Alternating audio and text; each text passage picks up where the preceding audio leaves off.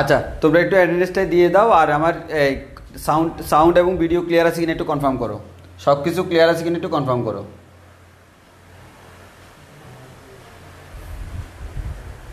এবার সব কিছু ক্লিয়ার আছে কিনা একটু কনফার্ম করো, দেন আমরা স্টার্ট করতেছি।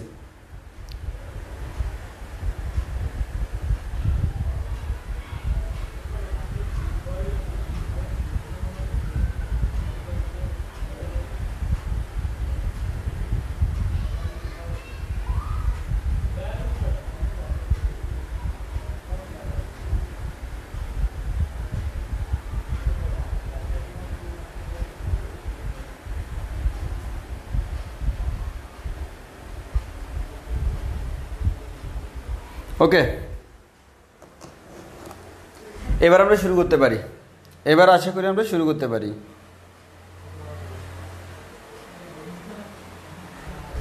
আচ্ছা, তাহলে আমরা প্রথম থেকে শুরু করি। একটু ভালো করে খেয়াল করো, আমরা গত ক্লাসে হচ্ছে আমাদের সি প্রোগ্রামিংয়ের কোডিং স্টার্ট করছিলাম। তো এই কোডিংয়ের কনসেপ্টটা আমরা আরেকটু ডেভেলপ করতে হলে আমাদেরকে কিছু বেসিক নলেজ গেইন করতে হবে। সেগুলো আমরা আজকে পড়বো, যে ডেটা সম্পর্কে আমাকে আইডিয়া রাখতে হবে। এবং এই টপিক্সটা থেকে আমাদের এমসিকিউ টাইপসের প্রশ্ন আসতে পারে, অনুধাবনমূলক প্রশ্ন আসতে পারে। এগুলো অনেকে পারে না। আসলে জিনিসটা হচ্ছে কেউ এই জিনিসগুলো পড়ায় না, কিন্তু এই জিনিসটা না পড়লে তোমাদের ঝামেলা হয়ে যাবে, আর নিজে নিজে পড়তে গেলে মনে থাকবে না। তো আমি একটু টেকনিক্যালি পুরোটা আমি একসাথে পড়ানোর চেষ্টা করব। তাহলে সবাই একটু ভালো করে খেয়াল করে দেখো। আমাদের প্রথম কথা হচ্ছে, আমি তোমাকে জিজ্ঞেস করলাম দুইটি সংখ্যার যোগফল কত। যখন আমি তোমাকে জিজ্ঞেস করলাম দুইটি সংখ্যার যোগফল কত, তুমি আমাকে কোনো আনসার দিতে পারবে না। তুমি আমাকে উল্টা প্রশ্ন করবা, কোন দুটি সংখ্যা ভাইয়া। তাহলে আমরা যে জিনিসটা বলতেছি সেটা হচ্ছে, দুইটি সংখ্যার যোগফল আমি যখন জিজ্ঞেস করতেছি, তাহলে তুমি আমাকে আনসার দিতে পারতেছো না, তুমি আমাকে বলতেছো কোন দুটি সংখ্যা। এই যে কোন দুটি সংখ্যা তুমি জিজ্ঞেস করতেছো, এর মানে তোমার কাছে কাদেরকে যোগ করবা তাদের কোনো কি নেই, ডেটা নাই, তাদের কোনো ডেটা নাই। এবার যদি আমি তোমাকে জিজ্ঞেস করি 5 এবং 8 এর যোগফল কত, সাথে সাথে তুমি আমাকে আনসার দিবে 13। তাহলে আমরা একটা জিনিস দেখতেছি, 5 and 8 যোগ করলে 13 হচ্ছে, তখন তুমি আমাকে বলতে পারতেছো আনসারটা 13। তাইলে আগে আনসার দিতে পারো না, এখন আনসার দিতে পারলা। এর মানে কি? এর মানে হচ্ছে এই 5 এবং 8 এদেরকে আমরা বলি ডেটা। এর মানে আমাদের কোনো ধরনের ক্যালকুলেশনগুলো করার জন্য আমার কিসের প্রয়োজন হয়? আমার ডেটার প্রয়োজন হয়। তাহলে এটা হচ্ছে আমার কাঙ্ক্ষিত সেই ডেটাগুলা। তাহলে এই 5 এবং 8 ডেটা। তাহলে আমরা একটা জিনিস দেখতে পাচ্ছি, আমাদের যে কোনো ধরনের ক্যালকুলেশন বা যে কোনো ধরনের প্রক্রিয়াকরণ করার জন্য বা প্রসেসিংয়ের জন্য আমার কিসের প্রয়োজন হয়? ডেটার প্রয়োজন হয়। আমার কিসের প্রয়োজন হয়? ডেটার প্রয়োজন হয়। এই ডেটা সম্পর্কে আমাদেরকে এখন জানতে হবে, কেমন ডেটা হইতে পারে, কয় ধরনের ডেটা আছে, কি কি ডেটা থাকতে পারে, ডেটাগুলো কি ধরনের হতে পারে, তাদেরকে আমি কিভাবে ব্যাখ্যা করব, এই জিনিসগুলো আমাকে জানতে হবে। তাহলে আমরা যদি একটু খেয়াল করে দেখি, প্রথম কথা আসো, তুমি এখানে আসো, যে আমাদের যে কোনো একটা প্রোগ্রামিং আমি কি করব, আমি নির্দিষ্ট কোনো একটা আমি আউটপুট গেইন করতে চাচ্ছি। ফর এক্সাম্পল, আমি দুইটি সংখ্যার যোগফল নির্ণয়ের জন্য একটি কোডিং করলাম। তাহলে আমি কি চাচ্ছি? আমি দুইটি সংখ্যার যোগফল চাচ্ছি। এই দুইটি সংখ্যার যোগফল তুমি আউটপুটে দেখাবা।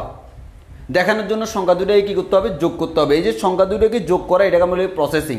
কিন্তু তার আগে সংখ্যা দুইটা কে সেটা জানতে হবে না?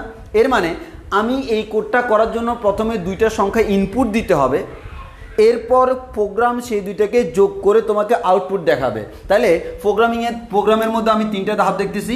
প্রথমে একটা আমাদের ডেটা ইনপুট দিতে হবে, সেই ডেটাটাকে প্রোগ্রাম কি করবে? প্রোগ্রাম সেই ডেটাটাকে প্রসেসিং করবে। প্রসেসিং করার পর সে আমাকে একটা কাঙ্ক্ষিত আউটপুট দিয়ে দিবে। তাহলে আমরা বলতে পারি আমাদের প্রোগ্রাম কাজ করবে কিভাবে? একটা ডেটা ইনপুট দিব, সে প্রসেসিং করবে, দেন ফাইনালি আমি আউটপুটটা পেয়ে যাব। তাহলে এই সব কিছুর মূলে যে জিনিসটা কাজ করে তার নাম হচ্ছে ডেটা। তার নাম হচ্ছে কি? ডেটা। এখন আমাদের কয় ধরনের ডেটা থাকতে পারে, কোন কোন ডেটাগুলো আমরা ইউজ করতে পারবো, বা ডেটার যে আমাদের ক্লাসিফিকেশান, সেটাকে আমরা বলি ডেটা টাইপ। এখন কয় ধরনের ডেটা আছে, আমাদের কয় ধরনের ডেটা নিয়ে আমরা ব্যাখ্যা করবো এখানে একটু ভালো করে খেয়াল করি। আমরা এখানে টোটালি প্রথমত 4 ধরনের ডেটা নিয়ে ব্যাখ্যা করবো, অর্থাৎ আমাদের টোটাল 4 ধরনের ডেটা আছে। কি কি? 1 নাম্বার মৌলিক বা প্রাথমিক ডেটা টাইপ, 2 নাম্বার ব্যবহারকারী কর্তৃক সংজ্ঞায়িত data type, 3 number derived data type, 4 number হচ্ছে ফাঁকা বা এমটি ডেটা টাইপ। তাহলে একটু খেয়াল করো 1 নাম্বার কথা। 1 নাম্বার যদি আমরা দেখি তাহলে জিনিসটা এরকম হবে, একটু খেয়াল করো। একটা হচ্ছে মৌলিক বা প্রাথমিক, এক কথায় এই মৌলিক বা প্রাথমিকটা আমরা একটু পরে পড়বো। এখানে হচ্ছে আমাদের মৌলিক যে ডেটাগুলো আছে, আমাদের সিম্পলি আমরা অ্যাজ ইউজুয়াল যে ডেটাগুলো সবচেয়ে বেশি ব্যবহার করি সেগুলো আমাদের এই মৌলিক ডেটা টাইপের অন্তর্ভুক্ত। দেন আসো আমাদের এটা আমরা পরে ব্যাখ্যা করব। এবার আসো ব্যবহারকারী কর্তৃক সংজ্ঞায়িত, এটাকে আমরা বলি ইংলিশে বলতে পারি ইউজার ডিফাইন্ড। ইউজার ডিফাইন্ড এর মানে ইউজার সে নির্দিষ্ট করে দিবে কোন ধরনের, সেটা হচ্ছে ব্যবহারকারী কর্তৃক সংজ্ঞায়িত। এর মানে ব্যবহারকারী নিজে যেটা সংজ্ঞায়িত করে দেয় সেটা হচ্ছে ইউজার ডিফাইন্ড। আর এটা হচ্ছে ডেরাইভড, মানে যেটা অলরেডি আমাদের ব্যাখ্যা করা থাকে সেটা হচ্ছে ডেরাইভড। আর এটা হচ্ছে ফাঁকা বা এমটি, যেটা জন্য আমরা ভয়েড ইউজ করি, ভয়েড VOID, ভয়েড মানে হচ্ছে ফাঁকা বা এমটি। তো আমরা এমটি এরকম আমাদের ফাঁকা ডেটা টাইপও থাকতে পারে, এর মানে যেখানে কোনো ডেটা নাই। তো এখন একটু খেয়াল করে দেখি, আমাদের এই চারটা জাস্ট নাম জেনে রাখতে হবে। তাহলে তোমাকে জানতে হবে ডেটা টাইপ কয় প্রকার, 4 প্রকার। মৌলিক বা প্রাথমিক ডেটা টাইপ, ব্যবহারকারী কর্তৃক সংজ্ঞায়িত ডেটা টাইপ, ডেরাইভড ডেটা টাইপ, ফাঁকা বা এমটি ডেটা টাইপ। আবার অনেকে দেখা যায় এটাকে 3টা ভাবে ক্লাসিফিকেশন করে, মৌলিক বা প্রাথমিক, ব্যবহারকারী কর্তৃক সংজ্ঞায়িত, ডিরাইভড। তারা ফাঁকা বা এমটিটা দেয় না, ফাঁকা বা এমটিকে তারা মৌলিকের মধ্যে ফেলে দেয়। এবার আসো আমরা আমাদের মতো ব্যাখ্যা করতে গেলে এই মৌলিক ডেটা টাইপ যারা আছে তাদেরকে আবার 3টা ভাগে ভাগ করা যায়। এর মানে আমাদের ডেটা টাইপের মূলে কারা কারা আছে, এই যারা যারা আছে তারা হচ্ছে ক্যারেক্টার থাকতে পারে, পূর্ণ সংখ্যা বা ইন্টিজার থাকতে পারে, ইংলিশে বলে ইন্টিজার, আমাদের বাংলায় বলে পূর্ণ সংখ্যা। আবার থাকতে পারে ভগ্নাংশযুক্ত সংখ্যা বা আমাদের রিয়েল বা বাস্তব সংখ্যা বলতে পারি, ভগ্নাংশযুক্ত হইতে পারে। তাহলে আমরা কি করলাম, আমাদের মৌলিক যে ডেটাগুলা এদেরকে আমি 3টা টাইপে ভাগ করলাম। একটা হচ্ছে ক্যারেক্টার টাইপসের, কি টাইপসের, ক্যারেক্টার, এর মানে চিহ্ন বর্ণ এই জিনিসগুলো থাকবে। এগুলো আমরা একটা একটা করে আবার ব্যাখ্যা করব, ক্যারেক্টারকে আলাদা করে ব্যাখ্যা করব, পূর্ণ সংখ্যাকে আলাদা, এগুলো সবগুলো ব্যাখ্যা করব, ক্যারেক্টার টাইপস। আর কিছু আছে কি ভাই, পূর্ণ সংখ্যা, মানে ক্যারেক্টারের মধ্যে তোমার দেখো বিভিন্ন চিহ্ন থাকবে, বিভিন্ন লেটার থাকবে, বাট এগুলোর মধ্যে শুধুমাত্র অঙ্ক থাকবে। কি থাকবে, অঙ্ক থাকবে। অঙ্ক থাকবে পূর্ণ সংখ্যা বা ইন্টিজার, বুঝতে পারতো কোনটা সংখ্যা, আর ভগ্নাংশযুক্ত বা রিয়েল এগুলো আমাদের অঙ্ক। এবার আসো এই পূর্ণ সংখ্যা বা ইন্টিজার যাদেরকে বলতেছি তাদেরকে আবার 2টা ভাগে ভাগ করা যায়। কেউ আছে সাইন্ড বা চিহ্নযুক্ত পূর্ণ সংখ্যা, কিছু আছে চিহ্নযুক্ত, আর কিছু পূর্ণ সংখ্যা আছে ভগ্নাংশযুক্ত। তাহলে আমরা বলতে পারি কিছু আছে চিহ্নযুক্ত আর কিছু আছে চিহ্ন ছাড়া, কিছু আছে চিহ্নযুক্ত, কিছু আছে চিহ্ন ছাড়া। তাহলে আমরা পূর্ণ সংখ্যার মধ্যে আমরা যখন পড়বো তখন দেখবো আমি 2টা জিনিস নিয়ে কথা বলতেছি, কিছু আছে সাইন্ড বা চিহ্নযুক্ত, কিছু আছে আনসাইন্ড মানে চিহ্ন ছাড়া, অর্থাৎ চিহ্ন কাউন্ট করি না। আমরা 3 নাম্বার চ্যাপ্টার যখন পড়ছিলাম, আমাদের ওই 3 নাম্বার চ্যাপ্টারে আমরা চিহ্নযুক্ত এবং চিহ্ন ছাড়া সংখ্যাগুলো পড়ছিলাম। যেমন চিহ্নযুক্ত সংখ্যাকে আমরা 3টা ভাগে ভাগ করছিলাম, প্রকৃত মান, গঠন, 1-এর পরিপূরক, 2-এর পরিপূরক, ওগুলো হচ্ছে চিহ্নযুক্ত সংখ্যা। আর চিহ্ন ছাড়া আমরা যেগুলো বলি যেখানে চিহ্ন কাউন্ট করি না। ভগ্নাংশযুক্ত বা রিয়েল তাকেও চাইলে এই ক্লাসিফিকেশনে ফেলা যায়, মানে সেটা আমার কিছু হইতে পারে চিহ্নযুক্ত, কিছু হইতে পারে চিহ্ন ছাড়া। নর্মালি এই ভগ্নাংশগুলো তার ব্যক্তি, মানে সে আমাদের ভগ্নাংশের মধ্যে দশমিক বিন্দু থাকবে একটা, দশমিকের পরে কয়টা আমাদের আছে, কয়টা সংখ্যা সে রাখতে পারবে তার উপর ডিপেন্ড করে, তার রেঞ্জ বা ব্যক্তি কতটুকু সে পারতেছে তার উপর ডিপেন্ড করে এটাকে আবার 2টা ভাগে ভাগ করা যায়। একটা হচ্ছে ফ্লোট টাইপ আর একটা হচ্ছে ডবল টাইপ। এগুলো কি আমরা একটু পরে বলবো। তাহলে আমরা প্রথমত আমরা একবার পুরো জিনিসটা আমরা এট এ টাইম বলে ফেললাম, আমরা এখনো কিন্তু ব্যাখ্যা করি নাই। তাহলে আমরা বলতে পারি আমাদের প্রোগ্রামিং করতে গেলে আমার কিসের প্রয়োজন হয়, ডেটার প্রয়োজন হয়। এই ডেটা আমাদের অনেক ধরনের আছে, তার জন্য প্রয়োজন হয় ডেটা টাইপ। ডেটা টাইপ আমরা টোটালি 4 ধরনের করি, অনেকে 3 ধরনেরও বলে, সেক্ষেত্রে এটাকে এখানে ফেলে দেয়। মৌলিক বা প্রাথমিক, ব্যবহারকারী কর্তৃক সংজ্ঞায়িত, ডেরাইভড, আর একটা হচ্ছে ফাঁকা বা এমটি। এরপর মৌলিক যেগুলো সেগুলোকে 3টা ভাগে ভাগ করা যায়, একটা হচ্ছে ক্যারেক্টার, আর একটা হচ্ছে পূর্ণ সংখ্যা, আর একটা হচ্ছে ভগ্নাংশ। পূর্ণ সংখ্যা চিহ্নযুক্ত হইতে পারে, চিহ্ন ছাড়াও হইতে পারে, ভগ্নাংশ সেম চিহ্নযুক্ত চিহ্ন ছাড়া হইতে পারে। তবে ভগ্নাংশের রেঞ্জ বা ব্যক্তি বা পাল্লা কতটুকু তার উপর ডিপেন্ড করে তাকে 2টা ভাগে ভাগ করা যায়, একটা হচ্ছে ফ্লোট আর একটা হচ্ছে ডাবল। তাহলে আমরা এতটুকু বুঝছি কিনা বলো। আমরা কিন্তু এগুলোর মিনিং এখনো বলি নাই, আমরা এই যে ক্যারেক্টার, পূর্ণ সংখ্যা, ভগ্নাংশযুক্ত, ফ্লোট, ডবল এগুলো একটা একটা করে এখন ব্যাখ্যা করব।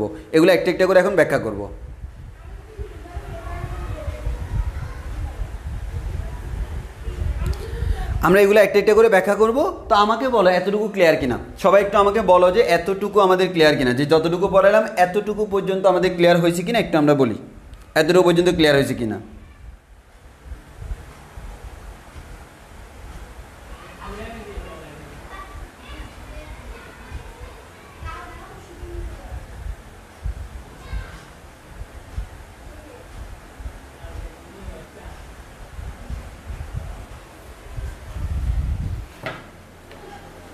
এতটুকু সবার ক্লিয়ার কিনা? মানে আমাদের এখন আমরা যে কাজটা করি আমরা জাস্ট ক্লাসিফিকেশনে দেখাইছি, কারণ আমাদের হচ্ছে সবাই ক্লাসিফিকেশনে ঝামেলা করে। আমি এখানে এক ফিগারের মধ্যে সব ক্লাসিফিকেশন নিয়ে চলে আসছি, এইভাবে কোথাও পাবা না, বইগুলোতেও পাবা না।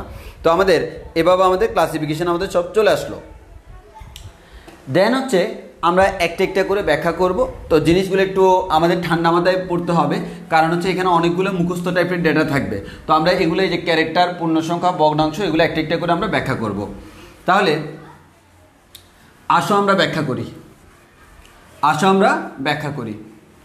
এই ব্যাখ্যা করার আগে তাহলে আমরা এখানে একটু দেখি, আমাদের একটা একটা করে আমরা ব্যাখ্যা করতে যাই। ওকে, প্রথমত আসি, আমরা যেটা ব্যাখ্যা করব সেটা হচ্ছে আমাদের ক্যারেক্টার। প্রথমে আমরা কি ব্যবহার করব? প্রথমে আমরা যেটা ব্যবহার করব ক্যারেক্টার। এবার প্রথমত আসি এই ক্যারেক্টার বোঝানোর জন্য প্রোগ্রামিংয়ে যে ট্যাগটা ইউজ করা হয় সেটা কি একটু বলি।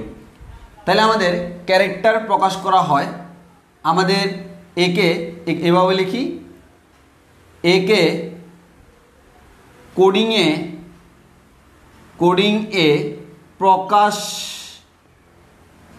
প্রকাশ করা হয়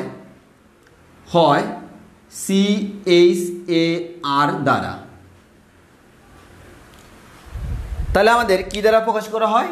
CHAR দ্বারা। আর আমরা আগে বলছিলাম সি প্রোগ্রামে একটা কেস সেন্সিটিভ, কিন্তু আমাদের দুই ধরনের প্রোগ্রাম আছে, একটা হচ্ছে কেস সেন্সিটিভ আর একটা হচ্ছে কেস ইন্টেন্সিভ। মানে যেখানে আমাদের বড় হাতের ছোট হাতের পার্থক্য না, যেখানে বড় হাতের ছোট হাতের পার্থক্য আছে। সি প্রোগ্রামে কিন্তু সবগুলো ছোট হাতে লিখতে হবে। হ্যাঁ, তাহলে আমাদের ছোট হাতে লিখতে হবে বলতে কোনগুলা? যেগুলো হচ্ছে তার কোডিংয়ের অংশ মানে তার নিজের অংশ, যেগুলো যে কমান্ডগুলো সে বিল্ট ইন বা কম্পিউটারে আমরা যেগুলো মুখস্থ করে ব্যবহার করি, যেমন CHAR ব্যবহার করতে হবে, এটা আমার মুখস্থ, এটা ছাড়া অন্য কোনো কিছু ব্যবহার করা যাবে না। এরকম কমান্ডগুলোর মধ্যে সবসময় ছোট হাতে লিখতে হবে। তাহলে কি দ্বারা প্রকাশ করি? CHAR দ্বারা। তাহলে প্রোগ্রামিংয়ে তুমি CHARACT, তুমি তো জানো ক্যারেক্টার বানানি, আমি জানি ক্যারেক্টার বানানো, একবারে তুমি ক্যারেক্টার দেখাতে যাই ওখানে স্যার তোমার ক্যারেক্টার দেখা তোমার 0 মাইরা দিবে। ওই কারণে আমাদের মাথায় রাখতে হবে ক্যারেক্টারকে প্রকাশ করা হয় কি দ্বারা? CHAR দ্বারা। এতটুকু দিবা, প্রোগ্রাম বুঝে যাবে আমাদের এটা হচ্ছে ক্যারেক্টার মিন করে। এর থেকে বেশি কম দিলে ঝামেলা পড়ে যাবা। তাহলে এটা দিলে প্রোগ্রাম বুঝে যায় আমাদের ক্যারেক্টার মিন করে। এবার আসো আমরা একটু সামনের দিকে প্রসিড করি। সামনের দিকে প্রসিড করলে আমরা এবার আসি ক্যারেক্টার বলতে আমরা কি বুঝি। প্রথমত আসি আমরা ক্যারেক্টার বলতে কি বুঝি। এবার আসো আমরা ক্যারেক্টার বলতে সাধারণত কি বুঝি সেটা একটু দেখি। এই ক্যারেক্টার বলতে আমরা সাধারণত যেটা বুঝি সেটা হচ্ছে বিভিন্ন ধরনের সংখ্যা, চিহ্ন, প্রতীক ইত্যাদি।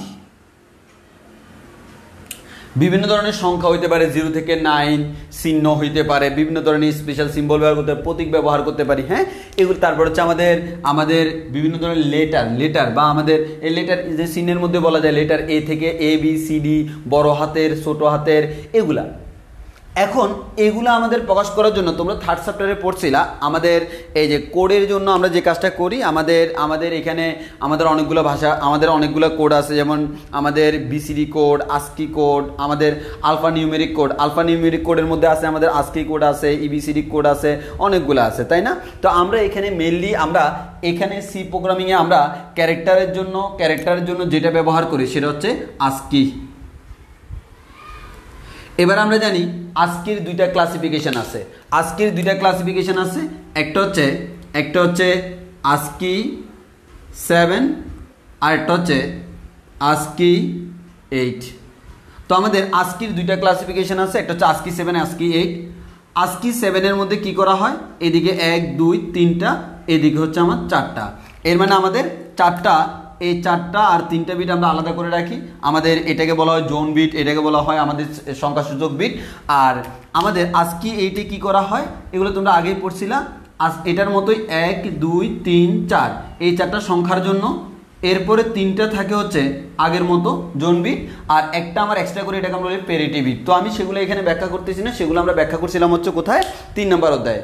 তো আমরা এখানে জাস্ট তোমাকে বলবো হচ্ছে ASCII 7 ASCII 8 এগুলো দিয়ে আমরা ব্যাখ্যা করি। এখন এটার ব্যাপ্তিটা কতটুকু সেটা আমাকে জানতে হবে। তাহলে আমরা যদি এখানে বলি আমাদের যে কাজটা আমরা করব, আমরা এখানে সি প্রোগ্রামিংয়ে আমরা যেটা ব্যবহার করি সেটা হচ্ছে আমাদের আজকি, আমরা আজকি 7ও ব্যবহার করতে পারি, 8ও ব্যবহার করতে পারি। তো এক এক সময় আমরা এক একটা ব্যবহার করতে পারি। তো আমরা সাধারণত এখানে আজকি 8টা ব্যবহার করব। তাহলে আজকি 8 ব্যবহার করলে এটা কয় বিট ভাইয়া? এটা 8 বিট। তাহলে আমরা বলতে পারবো এই যে ক্যারেক্টার, সি প্রোগ্রামিংয়ে ক্যারেক্টার প্রকাশ করার জন্য, তাহলে ক্যারেক্টার প্রকাশ করার জন্য CHAR ক্যারেক্টার প্রকাশ করার জন্য কয় বিট লাগে ভাইয়া? 8 বিট লাগে। আমরা বলতে পারি 1 বাইট বা 8 বিটই লাগে। তাহলে আমাদের এটা এমসিকিউর জন্য ইম্পর্টেন্ট। সি প্রোগ্রামিংয়ে কোনো একটা ক্যারেক্টার প্রকাশ করার জন্য কতটুকু স্টোরেজ লাগে, কতটুকু ফাঁকা স্থান লাগে, সেটা হচ্ছে 1 বাইট বা 8 বিট। তাহলে যে কোনো একটা ক্যারেক্টার তুমি প্রকাশ করার জন্য 1 বাইট বা 8 বিট জায়গার কি আছে? প্রয়োজন আছে। ওকে, দেন আমরা সামনের দিকে প্রসিড করি। এবার আসি আমাদের যে জিনিসটা আমাদের এখানে যে কাজটা আমরা করতে পারি সেটা হচ্ছে আমাদের এখানে যদি আমরা এটাকে ব্যাখ্যা করি, এখানে রেঞ্জ বা ব্যক্তিটা যদি দিয়ে দিই, তাহলে আমরা এটার ব্যক্তিটা দেখি। এটার ব্যক্তি আমার দুইটা ভাবে হইতে পারে। একটা হচ্ছে চিহ্ন সহকারে, আর একটা হচ্ছে চিহ্ন ছাড়া। তাহলে ব্যক্তিটা আমরা যদি বলি চিহ্ন ছাড়া, এটার ব্যক্তি হচ্ছে 0 থেকে 255। চিহ্ন ছাড়া হলে 0 থেকে 255, আর চিহ্ন সহ হলে -128 থেকে 127 পর্যন্ত, -128 থেকে 127 পর্যন্ত। তাহলে একটু ভালো করে খেয়াল করে দেখি। তাহলে আমরা যদি বলি এটার মাধ্যমে ব্যক্তিটা, দেখো আমরা যে কাজটা করি, আমাদের ব্যক্তির ক্ষেত্রে চিহ্নযুক্ত আর চিহ্ন ছাড়া সংখ্যার মধ্যে একটা কাহিনী আছে। আমরা রেঞ্জ বা ব্যক্তিটা কিভাবে বের করি সেটা আমরা একটু দেখাই। তো তোমরা এখানে একটু, আমাদের অনেকের প্রবলেম হয়ে যাবে, এই রেঞ্জ বা ব্যক্তিগুলো মুখস্থ করতে করতে অবস্থা খারাপ হয়ে যাবে। খারাপের কোনো প্রয়োজন নাই, আমরা একটু তোমাদেরকে দেখাই কিভাবে রেঞ্জ বা ব্যক্তিটা আমাদের দেখানো হয়। দেখো আমরা যদি 8 বিট ব্যবহার করি, কয় বিট ব্যবহার করলাম? 8 বিট। আমি যদি লিখি চিহ্ন ছাড়া হলে কি হবে ভাইয়া? 1 2 3 4 5 6 7 8, এই 8টা যেটা আছে সবগুলোই ব্যবহার করা যায়। 8টার মধ্যে সবচেয়ে ছোট সংখ্যাকে, সবচেয়ে ছোট সংখ্যার জন্য সবগুলো আমাদের 0 0 0 0 0 0 দিতে হয়। এর মানে এটার সমমানের ডেসিমেল হচ্ছে 0। তার থেকে শুরু করে সবচেয়ে বড় সংখ্যাকে, সবচেয়ে বড় সংখ্যার জন্য আমার দিতে হয় কত? সবগুলো 1 দিতে হয়। সবগুলো যদি 1 1 1 1 1 1 1 দিই, তাহলে আমাদের আসে 255। এই 0 থেকে 255 পর্যন্ত টোটাল কয়টা আছে বলো তো? 256টা আছে। এই 256টা আমরা কি করতে পারি? প্রকাশ করতে পারি। এবার আমরা একটা কাজ করি, আমাদের এখানে কয় বিট? এখানে হচ্ছে আমাদের 8 বিট। এখন আসি আমরা একটু ক্যালকুলেটরটা নিই। আমরা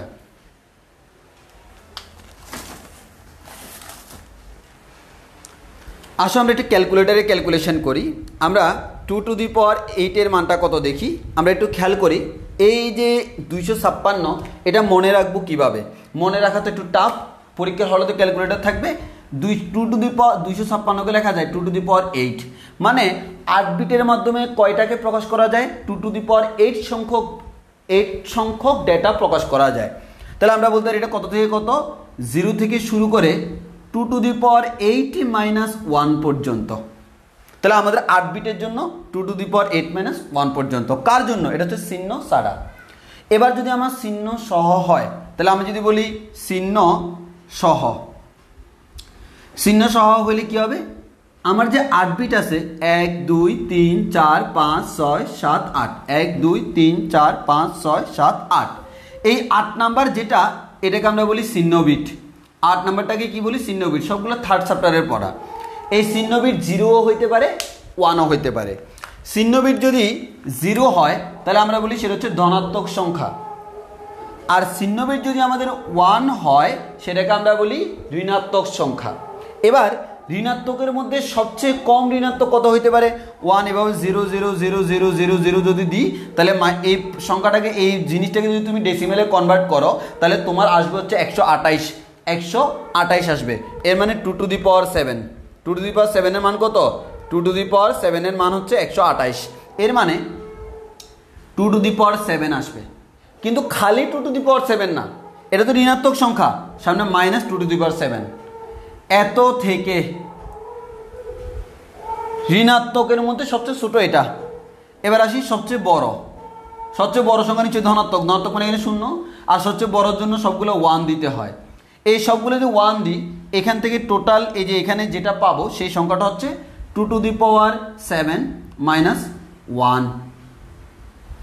এবার যদি তুমি প্রকাশ করো 2^7 মানে হচ্ছে 128, তাহলে -128 থেকে এটা হচ্ছে কত, 128 - 1 মানে হচ্ছে 127 প্লাস 127 পর্যন্ত। তাহলে ব্যক্তিটা একটু খেয়াল করো। তাহলে রেঞ্জ বা ব্যক্তি যেটা, এই রেঞ্জ বা ব্যক্তিটা আমরা একটু দেখি। তাহলে এই রেঞ্জ বা ব্যক্তি নিয়ে অনেকের একটু ঝামেলা আছে, ওই কারণে আমি আলাদা করে বলে দিলাম। তাহলে আমরা একবারে সোজা সাপটা হিসাব বলে দিই তোমাকে। হ্যাঁ, সোজা সাপটা হিসাব কি, আমার এখানে যত বিট চিহ্ন ছাড়া হলে আমার তার রেঞ্জ বা ব্যক্তি হচ্ছে 0 থেকে 2 বিট সংখ্যা -1। আর এখানে টোটাল কয়টা সংখ্যা সম্ভব, 256টা। এখানে কয়টা, তাও 256টা। তবে চিহ্ন ছাড়া মানে চিহ্ন কাউন্ট করতেছি না, সেই ক্ষেত্রে ব্যক্তি হচ্ছে 0 থেকে 255, মানে 0 থেকে 2^8 - 1। আর যখন তুমি চিহ্ন সহ কাউন্ট করবা তখন একটা তো বাদ, তখন আর 8 হবে না, পাওয়ার হবে 7, কারণ একটা তো চিহ্নের জন্য। তাহলে -2^7 থেকে 2^7 - 1 পর্যন্ত। এখানে টোটাল কয়টা আছে, ওই 2^8 সংখ্যক, মানে 256টা। এখানেও 256টা, এখানেও 256টা। তবে এখানে চিহ্নের কোনো ভ্যালু নাই, আর এখানে চিহ্নের ভ্যালু আছে এত থেকে এত পর্যন্ত। এতটুকু আমরা ক্লিয়ার হয়েছি কিনা বলো, এতটুকু আমরা ক্লিয়ার হয়েছি কিনা বলো।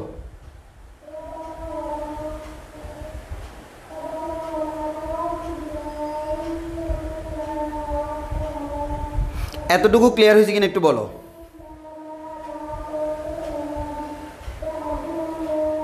এতটুকু ক্লিয়ার হয়েছে কিনা বলো। আমরা এই যে সি প্রোগ্রামিং করতে গেলে, সি প্রোগ্রামিং তুমি এই লেখাগুলো সবগুলো পাবা, কিন্তু কথা হচ্ছে এগুলো আমরা 3 নম্বর চ্যাপ্টারে পড়ে আসছিলাম। তাও আমি একটু করে বলতে যাতে করে মনে রাখতে পারো, না হয় অনেকেই জিনিসগুলো মনে রাখতে পারে না। হ্যালো, আসসালামু আলাইকুম।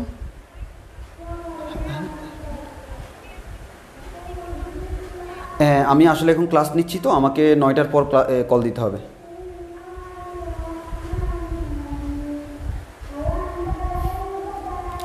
আচ্ছা, তাহলে বলো এতটুকু সবার ক্লিয়ার কিনা, এতটুকু সবার ক্লিয়ার কিনা। তাহলে আপাতত আমি একটা কথা বলে রাখি, আমি এটা নিয়ে আরেকটু কথা বলবো, মানে বিট নিয়ে আরেকটু কথা বলবো, মানে মনে রাখার সুবিধার্থে আমি আরেকটু কথা বলবো।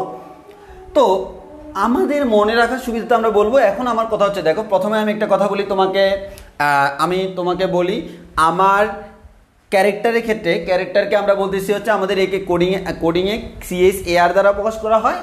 আর ক্যারেক্টারের মধ্যে বিভিন্ন ধরনের সংখ্যা, চিহ্ন, প্রতীক আসবে। আজকের মধ্যে টোটাল 256টা ক্যারেক্টার সম্ভব। এক একটার বাইনারির মিনিং হচ্ছে এক এক ক্যারেক্টার, তাই এরকম কয়টা, 256টা। যদি চিহ্ন ছাড়া হয় সেক্ষেত্রে রেঞ্জ হচ্ছে 0 থেকে 255, এর মানে 0 থেকে 2^8 - 1, আর চিহ্ন সহ হলে এত। তাহলে আমাদের এখানে ব্যক্তিগুলো লিখে দিলাম। ক্যারেক্টার মানে হচ্ছে কয় বাইট, এগুলো এমসিকিউর জন্য মুখস্থ লাগবে, এমসিকিউর জন্য মুখস্থ করে ফেলতে হবে, কিন্তু মুখস্থ করে এত সোজা না, একটু বুঝে শুনে মুখস্থ করতে হয়। তাহলে ক্যারেক্টার আমাদের কয় বাইট, 1 বাইট। টোটাল কয় বিট, 8 বিট। 1 বাইট যে কথা, 8 বিটও সেম কথা। আর 8 বিটের জন্য ব্যক্তি দুইভাবে প্রকাশ করা যায়, চিহ্ন ছাড়া, চিহ্ন সহ। চিহ্ন ছাড়া হলে 0 থেকে 255, চিহ্ন সহ হলে -128 থেকে শুরু করে +127। এভাবে লিখি, 0 থেকে 255 আর -128 থেকে +127, -128 থেকে +127। তাহলে এটা হচ্ছে আমাদের কি, ক্যারেক্টারের ব্যক্তি। এটুকু আমরা বুঝছি কিনা। তাহলে এমসিকিউ আসতে পারে, একটা ক্যারেক্টার সংরক্ষণ করার জন্য কতটুকু জায়গার প্রয়োজন, 1 বাইট বা 8 বিট। ব্যক্তি কতটুকু, ঠিক আছে। আশা করি সবার এতটুকু ক্লিয়ার। এবার ব্যক্তি নিয়ে আমি আরেকটু কথা বলবো। ব্যক্তি নিয়ে তোমাকে একটা শর্টকাট দেখাই দিই, তোমাকে মানে এক কথায় মনে রাখার সুবিধার্থে বলি, তোমাকে একটা শর্টকাট বলি। দেখো, আমরা যেহেতু ব্যক্তি নিয়ে আমরা কাজ করব, আমাদের প্রত্যেকটার মধ্যে কিন্তু ব্যক্তি নিয়ে কাজ করতে হবে। তাহলে আমরা এখানে এটা কাজ করে ফেলি। আমরা এখানে ব্যক্তি নিয়ে তোমাকে আমি একটা চার্ট এঁকে দিই। আমি ব্যক্তি করব বিভিন্ন বিটের জন্য।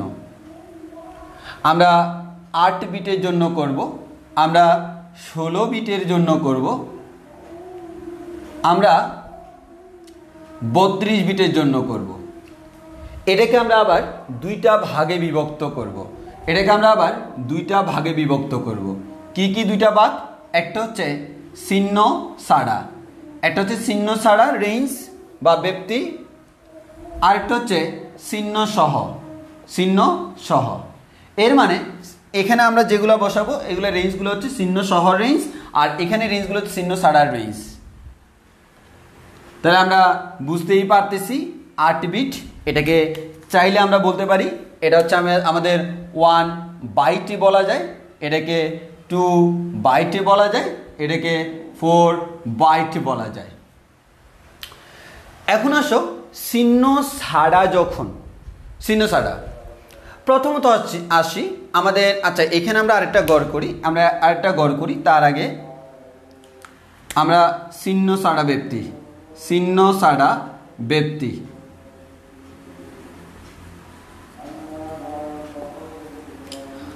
আর এখানে একটা কাজ করব, সেটা হচ্ছে মোট কয়টি সংরক্ষণ করতে পারে, মোট বিন্যাস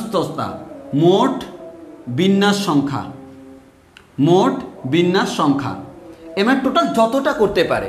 তাহলে সে যখন 8 বিট, তাহলে সে টোটাল কয় ধরনের সে আমাকে ডেটা কয় ধরনের প্রকাশ করতে পারে? 2 টু দি পাওয়ার 8 সংখ্যক। সে যখন 16 বিট 2 টু দি পাওয়ার 16 সংখ্যক। সে যখন 32 বিট 2 টু দি পাওয়ার 32 সংখ্যক। এবার আসো, এবার আমাদের হাতে ক্যালকুলেটর আছে, আমরা এগুলা বলে দিই। 2 টু দি পাওয়ার 8 তার ভ্যালু হচ্ছে 2 টু দি পাওয়ার 8, এটার ভ্যালু হচ্ছে 256। 2 টু দি পাওয়ার 16, তোমার হাতে যেহেতু ক্যালকুলেটর আছে মানগুলো মুখস্থ করার দরকার নাই। 65536, অনেকে যে কাজ করে এগুলো মুখস্থ করতে যায় না। আমি বলবো তুমি এগুলো মুখস্থ করবে না, তুমি মুখস্থ করে 2 টু দি পাওয়ার এত। তাহলে আমাদের ওই যে বিট থেকে আমরা ডাইরেক্ট বলে দিতে পারি, ক্যালকুলেটর তো আছে। এরপর 2 টু দি পাওয়ার 32 দিলাম। 2 টু দি পাওয়ার 32 দিলে আমাদের অনেক বিশাল একটা জিনিস আসে, 4294967296। সাধারণত এগুলোকে আমরা এত to the power 10 to the পাওয়ার আকারে, এক্সপোনেনশিয়াল আকারে প্রকাশ করে ফেলি। এবার আসো, তাহলে আমি যদি বলি এখানে চিহ্ন ছাড়া সে কত থেকে কত পর্যন্ত প্রকাশ করতে পারে, মানে আমি জাস্ট 32 বিট যদি নিই, তাহলে আমাদের 8 বিটের ক্ষেত্রে সে কি করতে পারে? 8 বিটের ক্ষেত্রে সে যে কাজটা করতে পারে, চিহ্ন ছাড়া ব্যক্তি। চিহ্ন ছাড়া মানে হচ্ছে 0 থেকে 2 টু দি পাওয়ার 8 মাইনাস 1। এখানে বলতে পারি 0 থেকে 2 টু দি পাওয়ার 16 মাইনাস 1। এখানে 0 থেকে শুরু করে 2 টু দি পাওয়ার 32 মাইনাস 1 পর্যন্ত। এবার যদি আমি চিহ্ন সহ চিন্তা করি তাহলে এটা হবে কত? দেখো, মাইনাস 2 টু দি পাওয়ার 7 থেকে, মাইনাস 2 টু দি পাওয়ার 7 থেকে plus 2 to the power 7 minus 1 পর্যন্ত। একইভাবে মাইনাস 2 টু দি পাওয়ার 15 থেকে plus 2 to the power 15 minus 1 পর্যন্ত। একইভাবে মাইনাস 2 টু দি পাওয়ার 31 থেকে plus 2 to the power 31 minus 1 পর্যন্ত। তাহলে আশা করি তোমরা এবার আমাদের আর কোনো ঝামেলা পড়তে হবে না। অনেকে এগুলো অনেকভাবে মুখস্থ করে, আমরা সেভাবে বলবো না। আর তুমি যদি নিউমেরিক্যাল ভ্যালু দিতে যাও, এগুলোর ক্ষেত্রে নিউমেরিক্যাল ভ্যালু দেওয়ার দরকার না। আমার আসলে মেইনলি এটা আমার লাগে না, আমার শুধুমাত্র এই দুইটা মুখস্থ করা লাগে, মানে আমাদের যেগুলো লাগে আর কি। তো আমরা 0 থেকে বলতে পারি 2, এটা মানে হচ্ছে 256 মাইনাস 1, এর মানে 255 পর্যন্ত, 0 থেকে 255 পর্যন্ত। আর 2 টু দি পাওয়ার 7 এর ভ্যালু যদি বের করি 127 আসে। 2 টু দি পাওয়ার, তাও চেক করি, 2 টু দি পাওয়ার 7 এর ভ্যালু হচ্ছে 128। তাহলে আমরা বলতে পারবো সেটা হচ্ছে মাইনাস 128 থেকে প্লাস 127। এরপরে 0 থেকে, এটা থেকে 1 বিয়োগ 65,536, তাহলে 65,535 পর্যন্ত। আর 2 টু দি পাওয়ার 15 এর ভ্যালুটা সেটা হচ্ছে 32,768 থেকে প্লাস 32,767 পর্যন্ত, এক কম। আর এটার জন্য আমাদের লাগে না, এটার জন্য লাগে না, কারণ এটা বিশাল হয়ে যায়, ওইটা আমরা এবার না প্রকাশ করাই ভালো এবং এটা প্রয়োজনও হয় না আসলে। তাহলে আশা করি এবার তোমরা রেঞ্জ বা ব্যক্তিগুলো পারবা চিহ্ন সহ আর চিহ্ন সারা, মানে বুঝতেছো তো? চিহ্নযুক্ত সংখ্যা মানে হচ্ছে যেখানে প্লাস মাইনাস কাউন্ট করবো, এই যে দেখো এখানে প্লাস মাইনাস আসলো, তাহলে -100 আর +120 সেম কথা না, বাট এখানে মাইনাস আসার কোনো চান্স নেই, সবগুলো হচ্ছে যে মানে এক কথা এখানে চিহ্নই কাউন্ট করতেছি না, আর এখানে প্লাস হলে একরকম মাইনাস হলে আরেক রকম। তবে টোটাল এখানে টোটাল কয়টা আছে? 0 থেকে 255 পর্যন্ত 256টা, আর এখানে -128 থেকে 127 পর্যন্ত, তাও কিন্তু হিসাব করে দেখো 256টা। 0 থেকে 65,535 পর্যন্ত কয়টা আছে? 65,536টা। এখান থেকে এখান পর্যন্ত সেম। আশা করি এবার কারো আর কোনো প্রবলেম হওয়ার কথা না। এতটুকু ক্লিয়ার কিনা? এতটুকু ক্লিয়ার কিনা? এটা তুমি স্ক্রিনশট তুলে নিও, হ্যাঁ, তাহলে সুবিধা হবে। ওকে,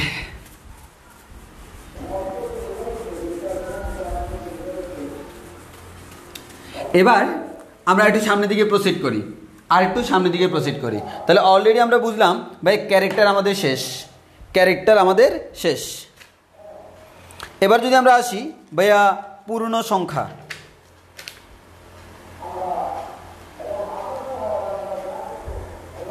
এবার তোমাকে তাহলে এবার তিনটা জিনিস পড়তে হবে। এই ক্যারেক্টারের মধ্যে আবার 3 ধরনের আছে, আমি একটু কথা বলে রাখি। আমাদের এখানে আমরা একটা জিনিস পাবো হচ্ছে মডিফায়ার নামে একটা জিনিস পাবো। দেখো এখন তো আমরা পাইলাম, এখন যেটা পাচ্ছি সেটা হচ্ছে ডেটা টাইপ। এখন পাবো আরেকটা জিনিস ডেটা টাইপ মডিফায়ার। মডিফায়ার এর মানে ডেটা টাইপকে যে মডিফাই করে তার নাম হচ্ছে মডিফায়ার। এরকম মডিফায়ার আছে আমাদের 4টা। একটা হচ্ছে শর্ট, আরেকটা হচ্ছে লং, আরেকটা হচ্ছে সাইন্ড,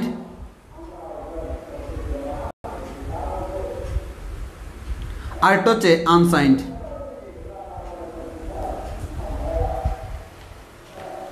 একটা সাইন্ড আর একটা হচ্ছে আনসাইন্ড। এখন এই ক্যারেক্টারকে আমাদের মডিফাই করে কি কি বানানো যায়? এই ক্যারেক্টারের মধ্যে আমাদের কয়েক ধরনের আছে। একটা হচ্ছে আমার অনলি ক্যারেক্টার বলতে পারি, আরেকটা আমরা বলতে পারি সাইন্ড ক্যারেক্টার, আরেকটা হচ্ছে আনসাইন্ড ক্যারেক্টার। এবারে বুঝতে পারতেছ ক্যারেক্টার কয় বিট? 8 বিট। সাইন ক্যারেক্টার তাও 8 বিট, আনসাইন ক্যারেক্টার তাও 8 বিট। এটার ব্যক্তিগত, এটার আমাদের ক্যারেক্টার বলতে আমরা আসলে আরেকটা কথা তোমাদেরকে বলে রাখি, ক্যারেক্টার বলতে প্রকৃতপক্ষে আমরা ক্যারেক্টার বলতে নর্মালি কিচ্ছু না বললে ক্যারেক্টার বলতে আমরা সাইন ক্যারেক্টারকে বুঝি। ক্যারেক্টার বলতে কোন ক্যারেক্টারকে বুঝি? সাইন ক্যারেক্টারকে বুঝি। তাহলে এটার ব্যক্তি আর এটার ব্যক্তি সেম। কত? এটার ব্যক্তি হচ্ছে মাইনাস আমাদের 2 টু দি পাওয়ার 8 থেকে মাইনাস 2 টু দি পাওয়ার আমাদের প্লাস 2 টু দি পাওয়ার 8 - 1। এবার ব্যক্তিগুলো আমরা দিতে পারি, আমরা ব্যক্তিগুলো লিখতেছি না, একটু আগে লিখছিলাম। তো সাইন্ড, আনসাইন্ড, চিহ্নযুক্ত, চিহ্ন সারা। তাহলে আমরা অলরেডি 3টে জিনিস পেয়ে গেলাম, character, sign character, unsign character. তাহলে ক্যারেক্টারকে আবার মডিফাই করে 3টা বানাইলাম। তবে ক্যারেক্টারের মধ্যে আবার শর্ট লং আসবে না, এগুলো আসবে না। এই ক্যারেক্টারের মধ্যে মডিফায়ার হতে পারে 2টা, সাইন, আনসাইন। তাহলে আমাদের character, sign character, unsign character 3টা আমরা পেয়ে গেছি। এবার আশা করি কারো আর কোনো প্রবলেম হওয়ার কথা না। এগুলো আলাদা আলাদা করে পড়তে যেয়ে কতজন বিপদে পড়ে, বাট এভাবে কেউ পড়ায় না। তাহলে আমি আবারও বলছি, ক্যারেক্টার পড়লাম, সাইনকেও বুঝে গেলাম, আনসাইনও বুঝে গেলাম। সাইন মানে চিহ্নযুক্ত, আনসাইন মানে হচ্ছে চিহ্ন সারা।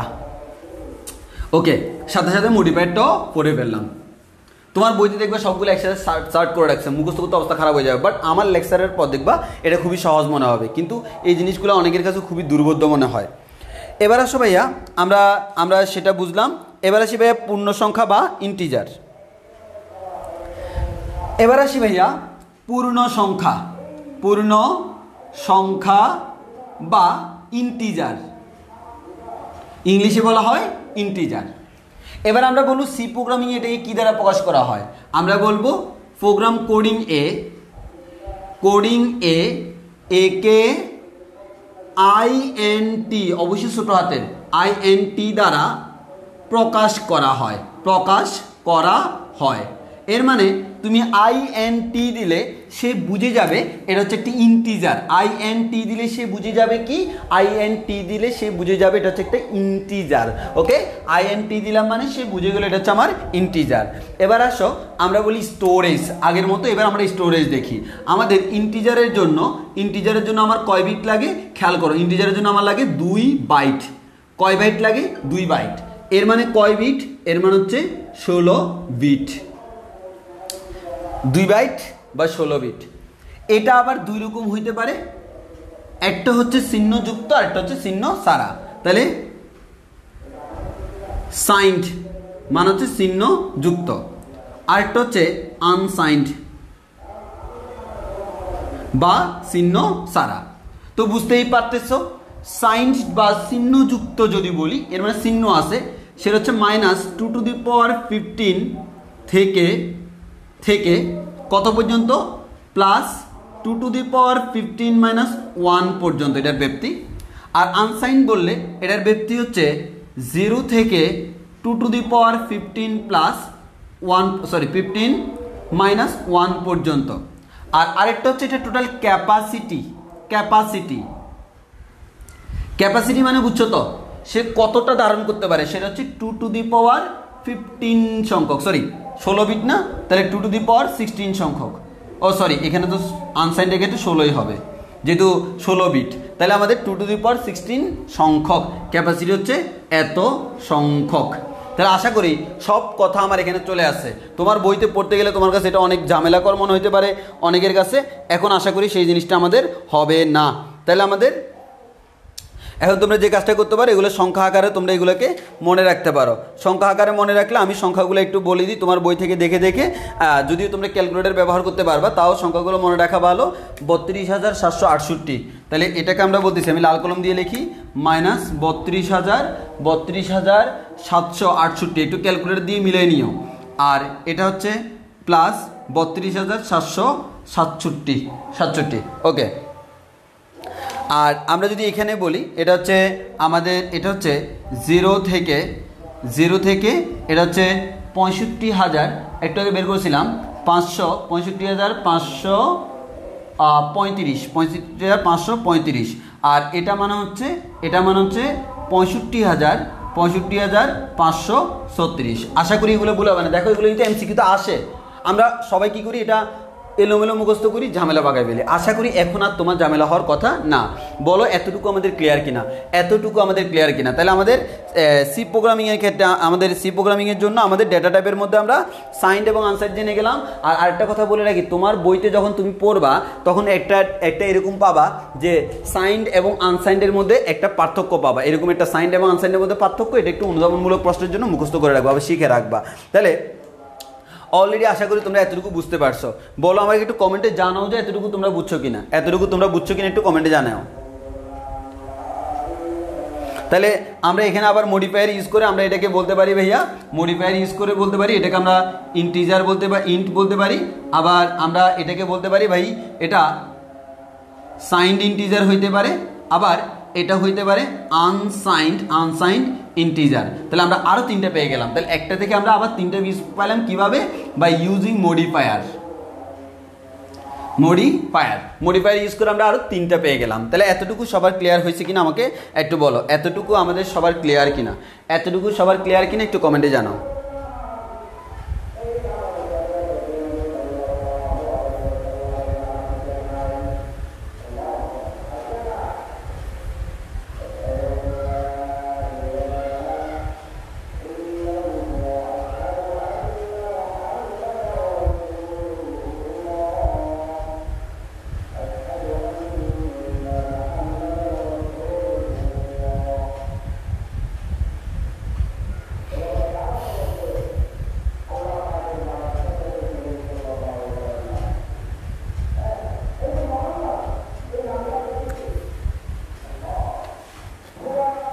আচ্ছা, পূর্ণ সংখ্যার ইংলিশ হচ্ছে ইন্টিজার, এটাকে INT দ্বারা প্রকাশ করা হয়।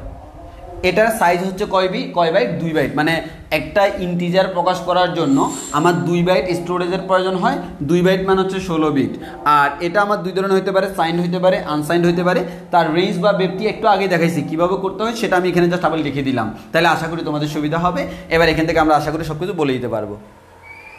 ওকে, আশা করি এটুক সবার ক্লিয়ার। তুমি দেখবা তোমাদেরকে আমি আগে বই উল্টেতে মানা করছি, এগুলো বইতে দেখবে কেমন এলোমেলো, বাট ক্লাস করার পর আগে তুমি নোট করে ফেলবা, দেন তুমি বই থেকে দেখবা সব ক্লিয়ার। মানে ক্লাস করার পর আগে ক্লাসটা পুরোটা বুঝো, দেন তুমি বই পড়িয়ে দেখবে তোমার সমস্যা হবে না। এই টপিক্সটা আজকের টপিক্সটা কিন্তু আমার ক্লাসের পর আবার বই থেকে পড়ে নিতে হবে, কারণ আমি আজকে বইয়ের স্টাইলে পড়াচ্ছি।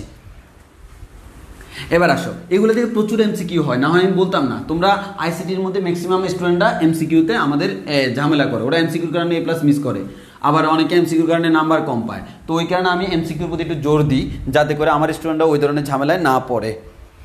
এবার আসো ভাইয়া, এবার হচ্ছে ভাইয়া আমরা ভগ্নাংশযুক্ত বা রিয়েল পড়বো। তাহলে এই যে আমরা বলছিলাম ওই যে আমাদের মৌলিকটাকে আমরা 3টা ভাগে ভাগ করছিলাম, ক্যারেক্টার, পূর্ণ সংখ্যা, ভগ্নাংশযুক্ত। এই ভগ্নাংশযুক্ত আবার 2টা টাইপসের, কি কি? একটা হচ্ছে আমাদের ফ্লোট আর একটা হচ্ছে ডবল। তাহলে আমরা বলতে পারি ভগ্নাংশযুক্ত বা রিয়েল বলতে পারি। কিন্তু এই ভগ্নাংশযুক্ত বা রিয়েল এটাকে আবার 2টা ভাগে ভাগ করা হয়। মানে বুঝতেই পারতেছো এটা আমি কেন নিচ্ছি। আমরা ক্যারেক্টার নিছিলাম ক্যারেক্টার ধারণ করার জন্য, আমরা ইন্টিজার নিছিলাম পূর্ণ সংখ্যা ধারণ করার জন্য, আমরা রিয়েল নিব, ভগ্নাংশযুক্ত নিব। ভগ্নাংশযুক্ত মানে আমার বাস্তব সংখ্যা যেগুলো ভগ্নাংশযুক্ত সেগুলোকে ধারণ করার জন্য। এখন সেটার মধ্যে আমার তার ব্যক্তি কমও হইতে পারে, বেশি হইতে পারে। মানে আমার সাইজ বেশিও লাগতে পারে, সাইজ কমও লাগতে পারে। তাহলে আমরা বলতে পারি স্টোরেজ কমও লাগতে পারে, আবার স্টোরেজ বেশিও লাগতে পারে। মানে এটাকে আমি 2টা ভাগে ভাগ করতে পারি।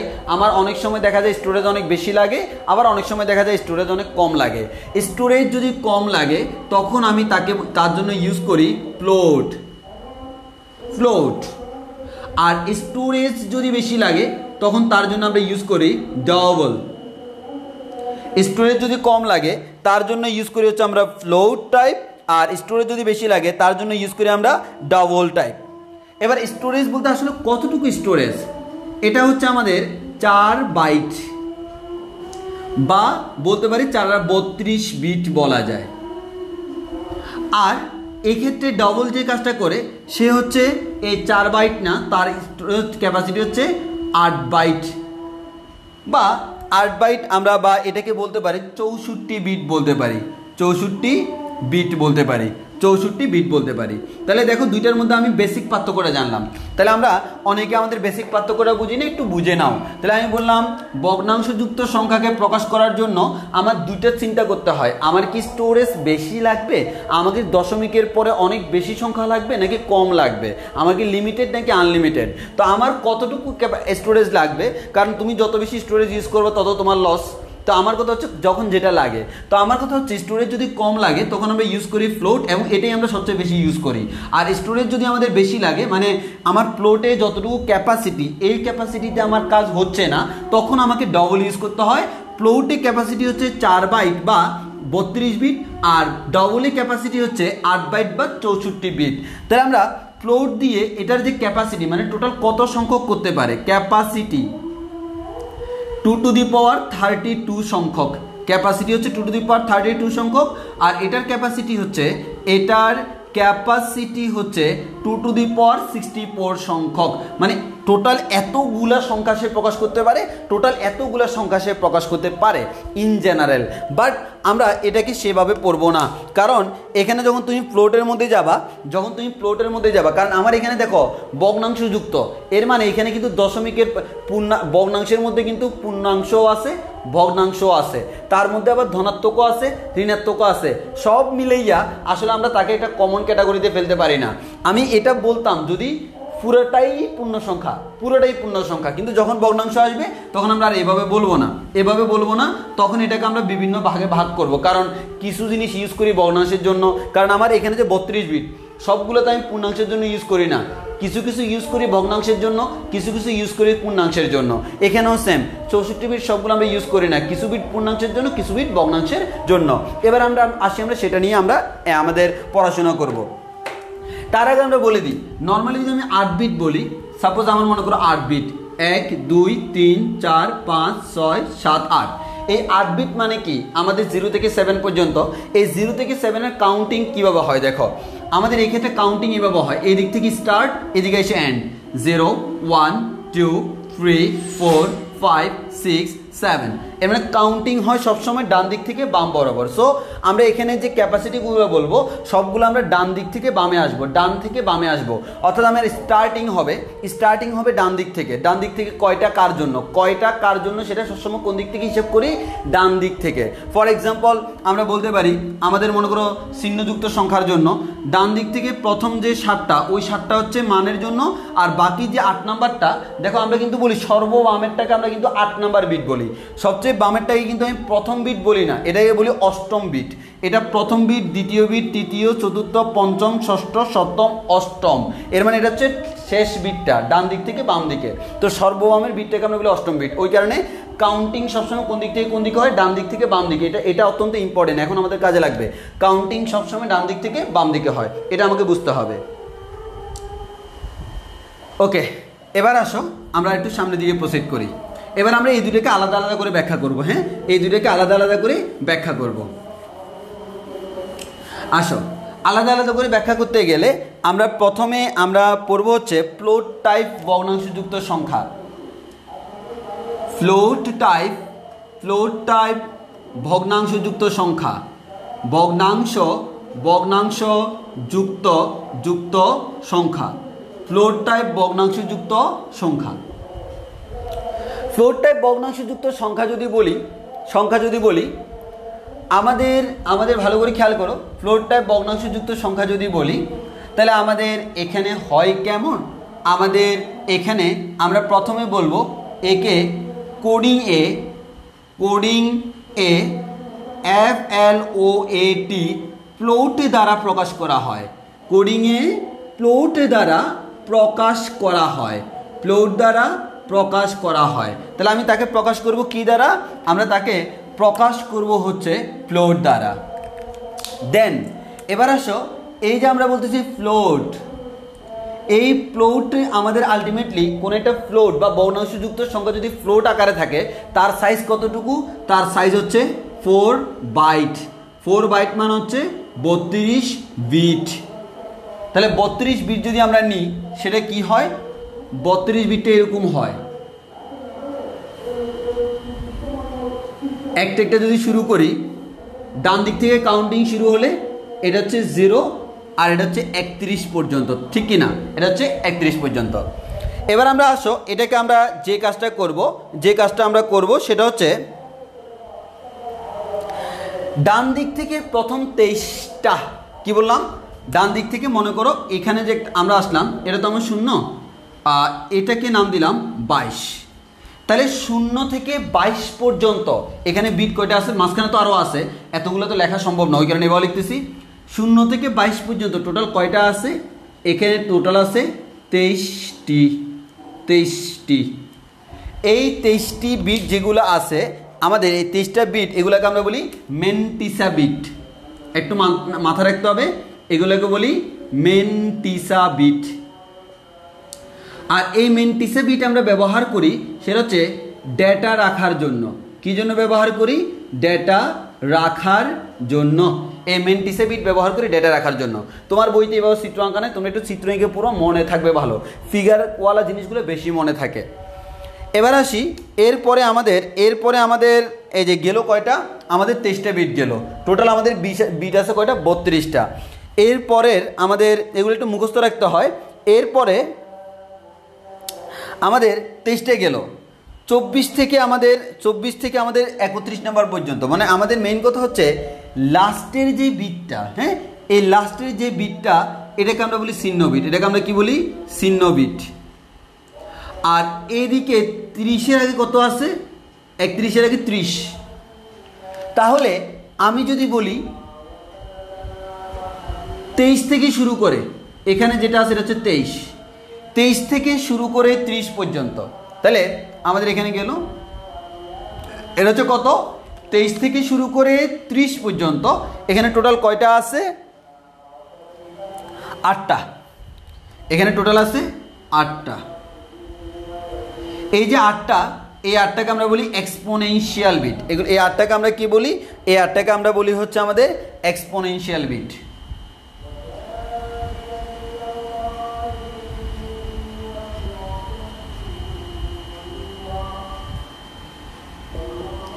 Exponential bit.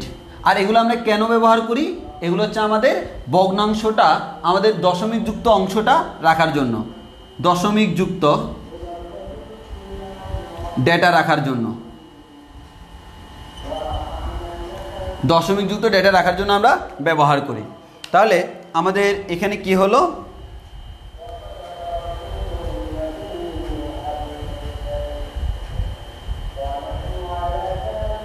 তাহলে আমরা বলতে পারি টোটাল কয়টা দেখো, এই প্রথম 23টা হচ্ছে মেন্টিসে বিট, তাহলে 23টা। এর পরের 8টা, এই 8টা হচ্ছে আমার কোন বিট, 8টা হচ্ছে আমাদের এক্সপোনেনশিয়াল বিট।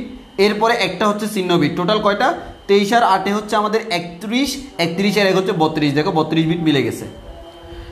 এখন এবার আমাদের ব্যক্তিগুলো আমাকে মাথায় রাখতে হবে। আমরা একটু ব্যক্তিগুলো তোমাদের বই থেকে দেখে লিখে দিই।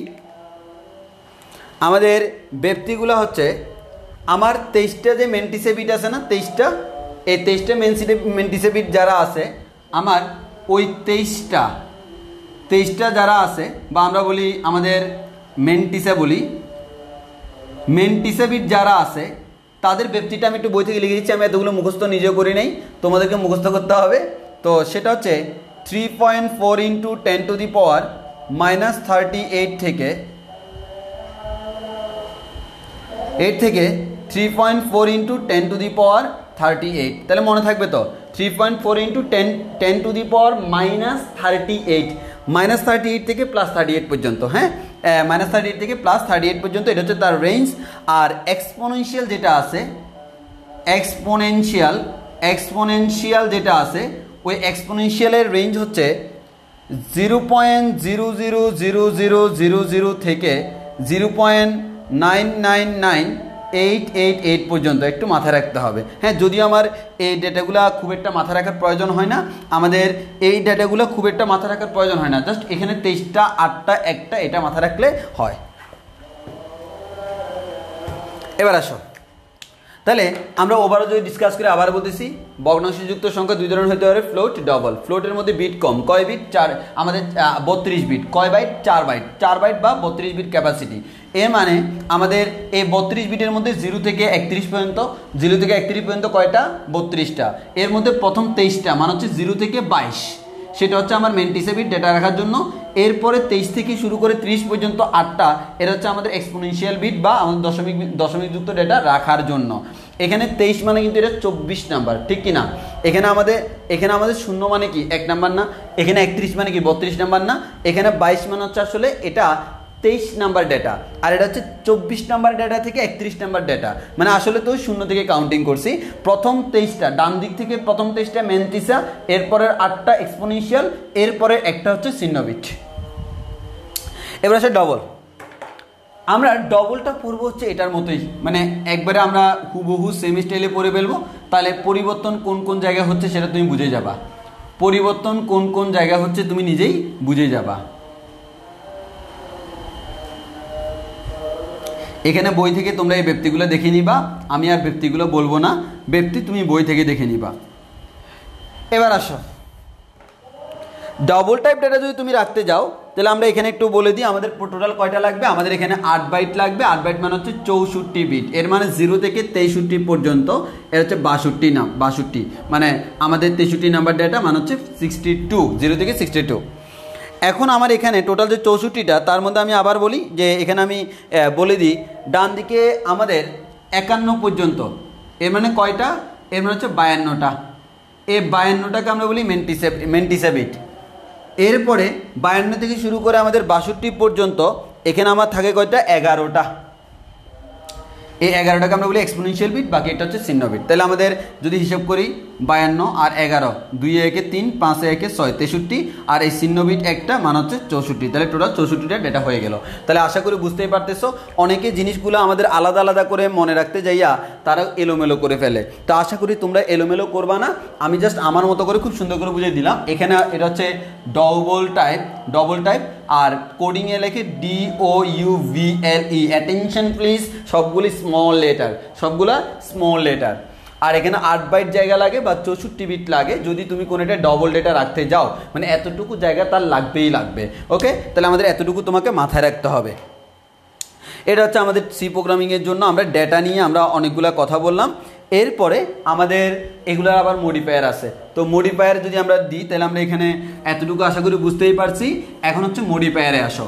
মডিফায়ারে হলে আমরা বলছিলাম মডিফায়ার আমার 4 ধরনের আছে, শর্ট, লং, সাইন্ড, আনসাইন্ড। তো আমাদের এখানে নর্মালি সাইন্ড এবং আনসাইন্ড। তাহলে আমাদের মডিফায়ার যদি বলি, মডিফায়ার সেটা 4 ধরনের আছে। প্রথমে আসি সাইন্ড অর আনসাইন্ড। এই সাইন্ড অথবা আনসাইন্ড ডেটার জন্য আমরা এটা আসলে সাধারণত ব্যবহার করি ক্যারেক্টারের মধ্যে বা ইন্টিজারের মধ্যে। আর কিছু মডিফায়ার আছে, সেটা হচ্ছে আমার লং আর শর্ট। আমাদের লং আছে, শর্ট আছে। এটা আমাদের ব্যবহার করা হয় ইন্টিজারের মধ্যে আর ডবলের মধ্যে। এবার তুমি বলতে পারবা sign character, unsign character, sign integer, unsigned integer, long integer, short integer. তারপর হচ্ছে আমাদের long double. Normally short double খুব একটা বলা হয় না, তবে লং ডাবল বলা যায়। তো এরকম আমাদের অনেকগুলো আছে। এগুলো হচ্ছে জাস্ট আমার কথা হচ্ছে শর্ট লং নিয়ে আমি তার ব্যক্তিটা বাড়াই দিচ্ছি। আমার নর্মালি ইন্টিজারের ব্যক্তি যতটুকু, আমি লং ইন্টিজার নিলে ব্যক্তি আরও বেড়ে গেল, শর্ট ইন্টিজার দিয়ে আমি ব্যক্তি আর একটু কমাই দিলাম। মানে এটা হচ্ছে আমার মডিফাই করে আমি জাস্ট আমার মতো করে সাজাই নিলাম। তবে জাস্ট জেনে রাখলে হবে, আর কিছু না। তো তোমার বইতে এবার তুমি দেখবা, তোমার বই থেকে আমি মুদিব স্যারের বইটা দেখাচ্ছি, তোমাদেরকে একটু দেখাই, তোমরা যে কাজটা করবা। মুদিব স্যারের বইতে তোমরা পাবা, প্রথমে দেখো, একটু ভালো করে খেয়াল করো, প্রোগ্রামে ডেটার ব্যবহার। এখান থেকে রিডিং পড়া শুরু করবা, সি প্রোগ্রামে ব্যবহৃত ক্যারেক্টার সেট শুরু করবা, ডেটা টাইপ পুরোটা পড়ে ফেলবা। এরপরে এই যে প্রত্যেকটা পাবা, আমি যেভাবে পড়াইছি সেইভাবেই আছে, উল্টা আমি আর একটু সুন্দরভাবে গুছিয়ে লিখে দিছি। তারপর ক্যারেক্টার, এরপর হচ্ছে পূর্ণ সংখ্যা পুরোটা পেয়ে যাবে, এখানে সব ডেসক্রিপশন লেখা আছে। এরপরে তুমি দেখো এখানে সাইন্ড এবং আনসাইন্ডের মধ্যে পার্থক্য পাবা। এরপরে ভগ্নাংশযুক্ত বা রিয়েল, সেটার আমাদের ফ্লোট টাইপ পুরোটা পড়ে ফেলবা, ডবল টাইপ পুরোটা পড়ে ফেলবা। এগুলো পড়তে সামাজিক বিজ্ঞানের মতো অবস্থা খারাপ হয়ে যেত, বাট আশা করি এখন তোমাদের আর কষ্ট হবে না। এরপর আসো, এরপরে এখানে যাবে, এই যে দেখো সবগুলো ব্যক্তি দেওয়া আছে। এখানে এসে অনেকে আমাদের হার্ট অ্যাটাক করে, কিন্তু এখন প্রয়োজন সমস্যা নাই। Character, signed character, unsigned, integer, signed, unsigned, short integer, long integer, signed, তারপর হচ্ছে signed long, unsigned long, float, double, long double. Just তোমাকে যে জিনিসটা মাথায় রাখতে হবে, ডান দিকে তুমি এই যে বিটগুলো মনে রাখো, আর এই দিকে হচ্ছে প্রথম দিকের এই জিনিসগুলো মনে রাখলে হবে, নিচের দিকের এগুলোর ব্যক্তিগুলো মনে রাখার কোনো প্রয়োজন নাই। এবার আরেকটা ইম্পর্টেন্ট জিনিস হচ্ছে, আমরা একটা কথা বলে রাখি, যেমন আমি লিখলাম 3.4 ইন্টু 10⁻38, এটাকে লেখার আরেকটা নিয়ম হচ্ছে 3.4 ইন্টু 10e−38, 10⁻38, এটাকে আমি লিখলাম 3.4 ইন্টু 10e মাইনাস, আমাদের 10ই বলতেছি, আমার নিজেরই মাথা পাগল হয়ে গেছে। হ্যাঁ, 3.4 দেওয়া মানে হচ্ছে এক্সপোনেনশিয়াল -38। একইভাবে আমি যদি বলি 3.5 ইন্টু 10⁻+26, তাহলে এটাকে আমরা লিখতে পারবো 3.5 e + 26। এই কথাটার মানে হচ্ছে মানে হচ্ছে এক্সপোনেনশিয়াল, তাহলে মানে হচ্ছে 3.5 এর সাথে + 26 মানে হচ্ছে 10⁻26। e−38 মানে হচ্ছে 10⁻38। অনেক সময় আমরা এগুলোর মিনিং বুঝি না, পড়তে গেলে ঝামেলায় পড়বা। আশা করি এখন তোমাদের আর সেই ধরনের ঝামেলায় পড়তে হবে না। ওকে, দেন আমরা একটু সামনের দিকে প্রসিড করি। এতটুকু সবার ক্লিয়ার কিনা একটু কমেন্টে জানাও, এতটুকু সবার ক্লিয়ার কিনা একটু কমেন্টে জানাও।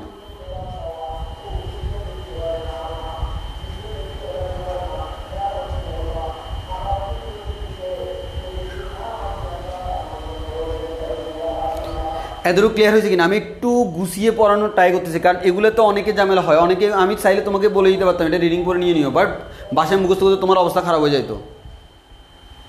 আচ্ছা, মিনাজউদ্দিন কমল বললো যে 0.0000000 যে কথা, শুধু জিরো তো সেম কথা। হ্যাঁ, কিন্তু এটা তো আমরা ভগ্নাংশ প্রকাশ করার জন্য বলতেছি। এখানে 0.00 দেখো 6টা আছে, এই 6টা দ্বারা আমরা বুঝতেছি হচ্ছে জিরোয়ের পয়েন্টের পরে 6টা গড় আমরা নিতে পারি। 0.6টা জিরোর মানেই হচ্ছে দশমিকের পর 6টা গড় আমি নিতে পারতেছি। এরপরে দেখো পরে যখন 99988 দিছে তখন কিন্তু 6টাই দিছে। হ্যাঁ, মানে জিরো দেওয়া সেম কথা, বাট আমি ব্যক্তি বুঝাচ্ছি, দশমিকের ব্যক্তি। 0.0000 মানে যতটা বিট ওই অনুসারে আমি সাজাই নিছি, মানে বুঝার সুবিধার্থে। এই টপিকসগুলা অন্য কোনো জায়গায় পড়লে তুমি বুঝবা, 5 মিনিটের মধ্যে শেষ করে দিবে, এটা হোমওয়ার্ক শেষ, কিন্তু মনে থাকবে না। আমি চাচ্ছি না তোমাদের কষ্ট হোক, আমার একটু কষ্ট হইলেও আমি চাচ্ছি একটু সুন্দরভাবে বুঝে দিতে। এবার আসি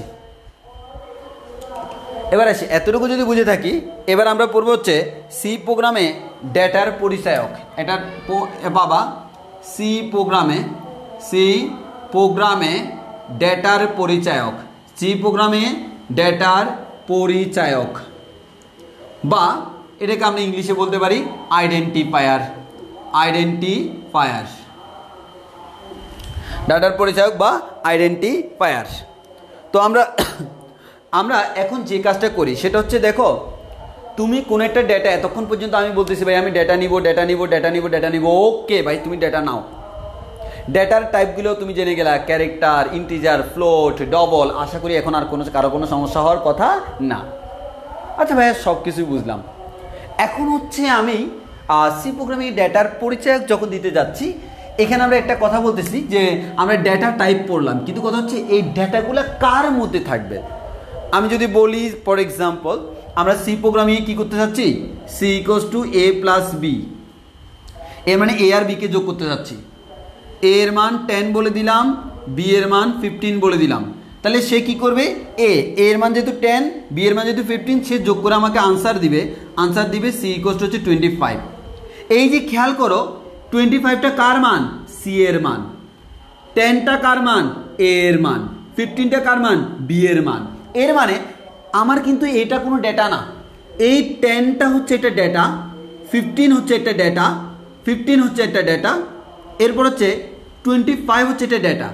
কিন্তু হচ্ছে এই ডেটাগুলোর পরিচয় কি, আইডেন্টিটি কি, ওই কারণে আমার তাদেরকে কী করতে হয়, এই ডেটার একটা নেম দিতে হয়। কি দিতে হয়, নেম দিতে হয়।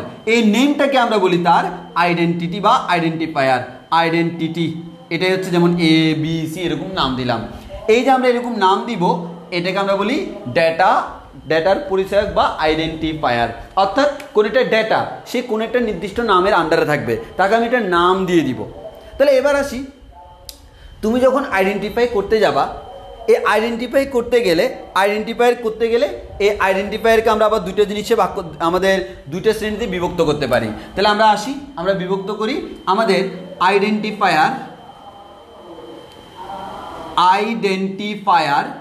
এটাকে আবার দুইটা অংশে বিভক্ত করা যায়।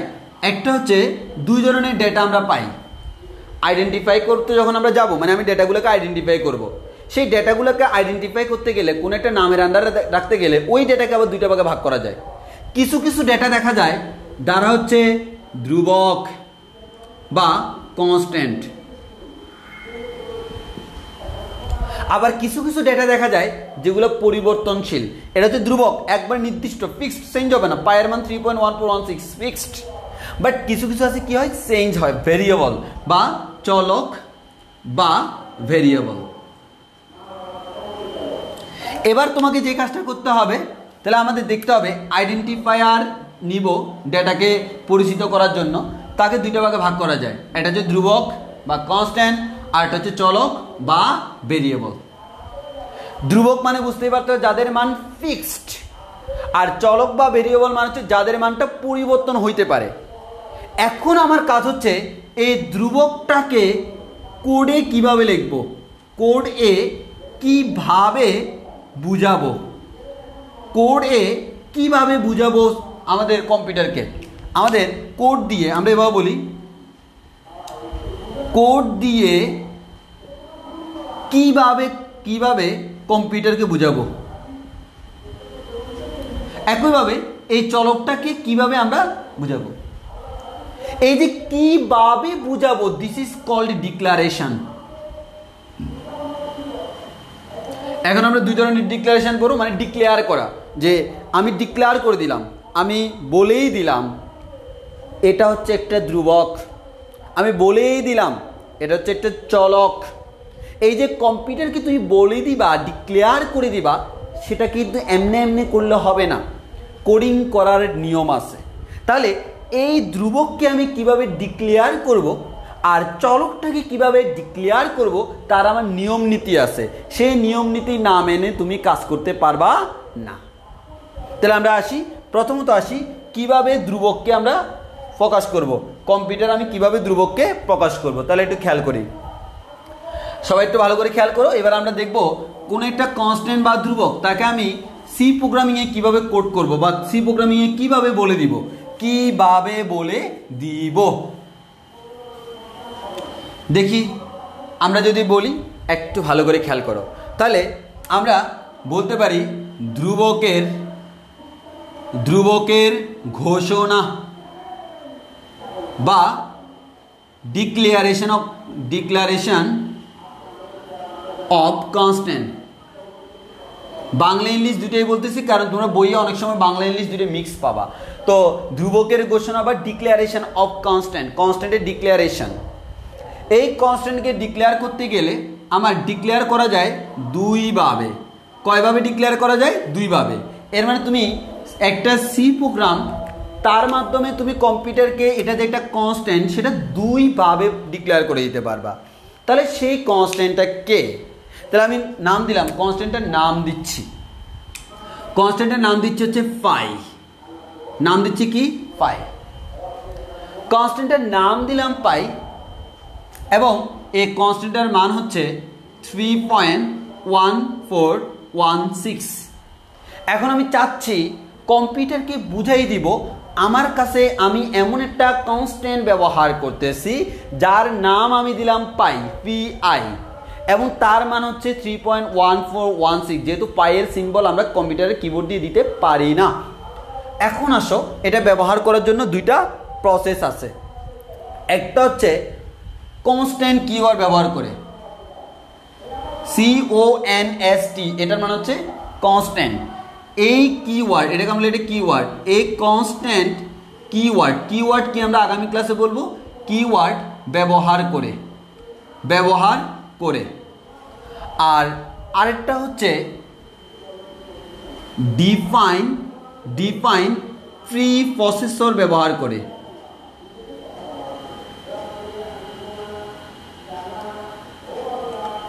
তাহলে আমি কি বললাম, একটা হচ্ছে CONST, এটা দ্বারা বোঝাচ্ছে কনস্ট্যান্ট। আরেকটা হচ্ছে ডিফাইন ব্যবহার করে, হ্যাশট্যাগ দিয়ে ডিফাইন ব্যবহার করব।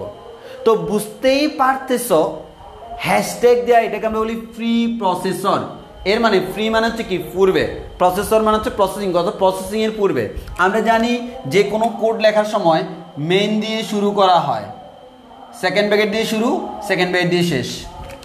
এই কনস্ট্যান্ট কিওয়ার্ড ব্যবহার করতে হয় এখানে, আর ডিফাইন ব্যবহার করতে হয় এখানে, মানে প্রসেসিং শুরু হওয়ার আগে। তাহলে আমি আবার বলতেছি, তুমি তো দুইটা অ্যাট এ টাইম ব্যবহার করবা না, যে কোনো একটা ব্যবহার করবা। তো লোকেশনটা আমরা বলে দিচ্ছি, কনস্ট্যান্ট যদি ব্যবহার করতে হয় এখানেই ব্যবহার করতে হয়, সেকেন্ড ব্র্যাকেটের পরপর। আর সেকেন্ড ব্র্যাকেটের পরপর আমরা ব্যবহার করি, তবে আমাদের এখানে একটু পরে দেখবো যদি আমরা ভেরিয়েবল সহ থাকে তখন আগে ভেরিয়েবল দিয়ে তারপর এটা দিই। এক কথায় সেকেন্ড ব্র্যাকেটের পরে কোনো একটা সময় আমরা কনস্ট্যান্ট ব্যবহার করব। আর ডিফাইন হচ্ছে উপরে, যেমন তুমি হেডার ফাইলটা দেওয়ার পর এই মেইনের ঠিক পূর্ব মুহূর্তে তুমি ডিফাইনটা করলা। এখন হচ্ছে আমি কনস্ট্যান্ট দিয়ে প্রকাশ করব পাই ইকুয়ালস টু 3.1416, সেটা প্রকাশ করতে হলে লিখতে হবে এখানে।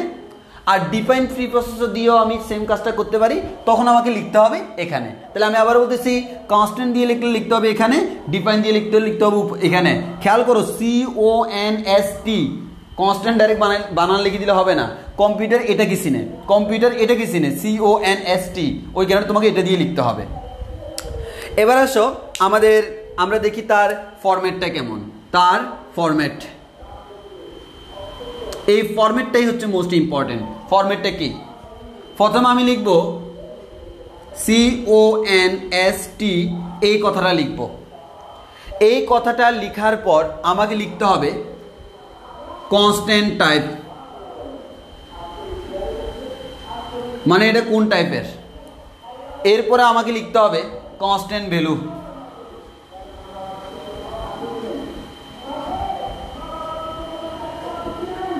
Constant value.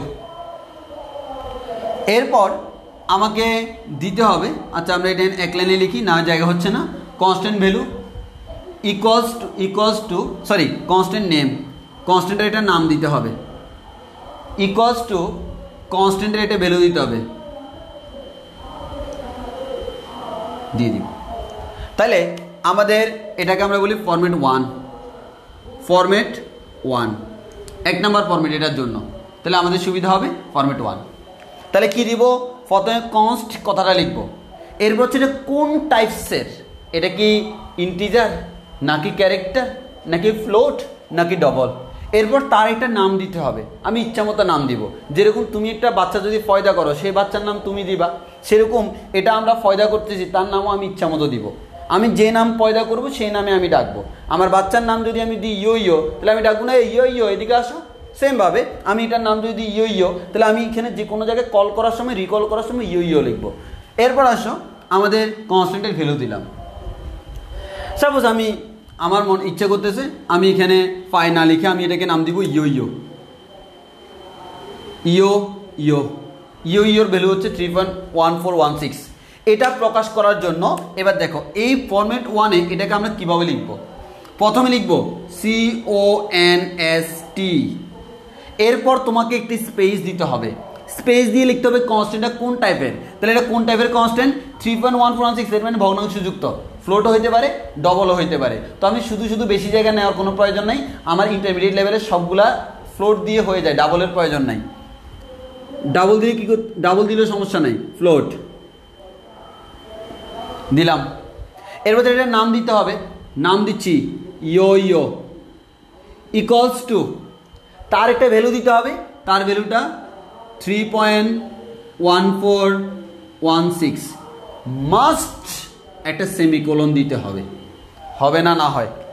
এর বাইরে তুমি অন্য কোনোভাবে এটাকে প্রকাশ করতে পারবা না, ফরম্যাট মুখস্থ করে ফেলতে হবে। অর্থাৎ কোনো একটা কোডিং করার সময় তোমাকে এটা লেখার নিয়ম হচ্ছে এটা, মানে এটা হচ্ছে একটা নিয়ম, এটার পর এটা লিখতে হবে, এটার উল্টাপাল্টা লিখলে হবে না। তাহলে প্রথমে কনস্ট কিওয়ার্ড দিতে হবে, কম্পিউটার বুঝে নেবে এটা হচ্ছে কনস্ট্যান্ট, তুমি এটা কনস্ট্যান্ট ইনপুট দিচ্ছ। এরপর কম্পিউটার জানতে চাইবে এটা কোন টাইপসের, সে বুঝে নিল এটা ফ্লোট। এরপর কম্পিউটার জানতে চাইবে তার নামটা কি, সে বুঝে গেল নাম ইয়ো ইয়ো। এরপর সে জানতে চাইবে ইয়ো ইয়োর ভ্যালুটা কত, 3.1416, শেষ, সেমিকোলন দ্বারা বোঝাচ্ছে শেষ।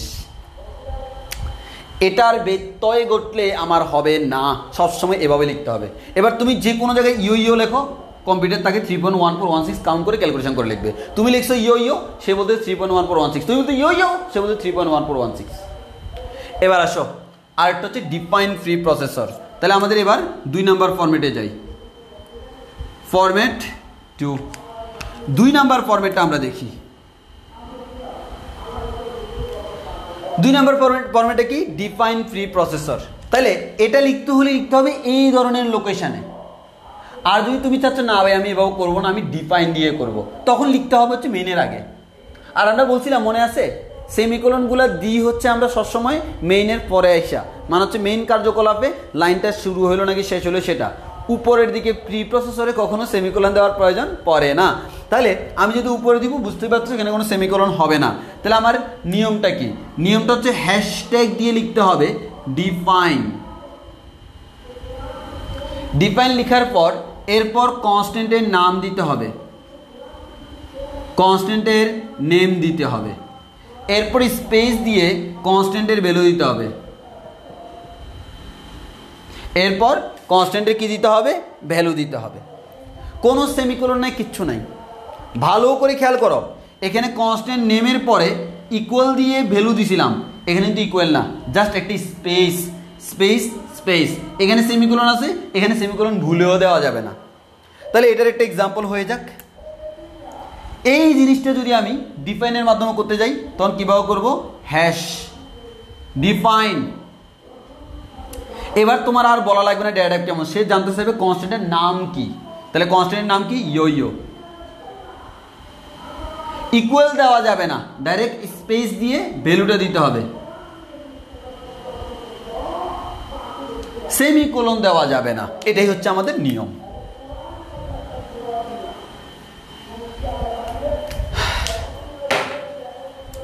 একটু দেখো হয়েছে কিনা, বুঝছো কিনা। অনেকে এই জিনিসগুলো বুঝে না, কারণ তারা কনসেপ্ট ক্লিয়ার করে পড়ে না, আর পার্থক্য করে পড়ে না। আমি অ্যাট এ টাইম পড়াইছি যাতে করে তোমরা পার্থক্যগুলো বুঝতে পারো। তাহলে আমি আবার বলতেছি, আমাদের ডেটাগুলোকে প্রকাশ করার জন্য তার একটা আইডেন্টিটি দরকার। সে আইডেন্টিটির জন্য ইউজ করবো আইডেন্টিফায়ার। এই আইডেন্টিফায়ার দুই ধরনের হইতে পারে, আইডেন্টিফায়ার দুই ধরনের হইতে পারে। একটা হইতে পারে চলক, আর একটা হইতে পারে ধ্রুবক। এই ধ্রুবককে আমি দুইভাবে প্রকাশ করতে পারি। একটা হচ্ছে কনস্ট্যান্ট, একটা কিওয়ার্ড, না এটা একটা কিওয়ার্ড, আর কনস্ট্যান্ট কিওয়ার্ড দিয়ে। আর আমরা মাথায় রাখবো আমাদের সি প্রোগ্রামে টোটাল 32টা কিওয়ার্ড থাকে, আমরা আগামী ক্লাসে দেখবো। আর আমাদের আরেকটা হচ্ছে ডিফাইন প্রি প্রসেসর। কনস্ট্যান্ট দিয়ে বের করার নিয়ম হচ্ছে, প্রথমে কথাটা লিখতে হবে, দেন কোন টাইপের সেটা লিখতে হবে, ডেটা টাইপটা, এরপর কনস্ট্যান্টের নামটা লিখে ইকুয়াল দিয়ে কনস্ট্যান্টের ভ্যালুটা দিতে হবে, দেন সেমিকোলন দিতে হবে।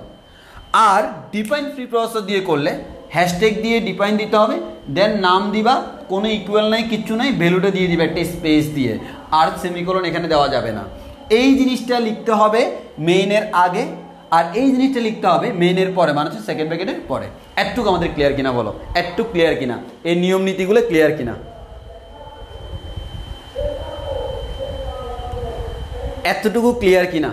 আমাদের এই জিনিসগুলো দেখবো অনেকে বুঝাবে তোমাকে, ওরা নিজেরাই বুঝে না আসলে। অনেকের ক্ষেত্রে খুব ভালো করে বুঝতে হবে, আসলে খুব ভালো করে বুঝতে হবে জিনিসগুলো। হ্যাঁ, ইঞ্জিনিয়ারিংয়ের কনসেপ্ট এগুলা দেখবা অনেকে সি প্রোগ্রাম মুখস্থ, কোনো দরকার নাই। আমি আজকে তোমাদের সামনে দাঁড়ায় বলতেছি, কয়েকদিন পরে তুমি নিজে ইচ্ছা মতো সি প্রোগ্রাম লিখতে পারো, মুখস্থ কোনো দরকার নাই। আমরা মুখস্থ করবো না, নিজে নিজে লিখবো, বইয়ের সব সি প্রোগ্রাম নিজে লিখে ফেলবো, নিজে সি প্রোগ্রাম বানাবো, পরীক্ষায় যেমন আসুক দিব, কোনো সমস্যা না, পান্তা ভাতের মতো হবে, কোনো সমস্যা নাই।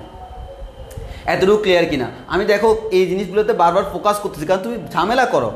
দেখো এটা যখন করতেছো, সেমিকোলন আছে, সেমিকোলন নাই, আগে পরে, ইকুয়াল আছে, ইকুয়াল নাই, মাথায় রাখতে হয় জিনিসগুলা। তোমরা এইসব জায়গায় ভুল করো, একটা সেমিকোলন ভুল করবা, একটা স্পেস ভুল করবা, একটা ইকুয়াল ভুল করবা, হবে না। ফরম্যাট 100% পারফেক্ট থাকতে হবে, না হয় প্রোগ্রাম রান করবে না। কম্পিউটারে করে দেখাবো।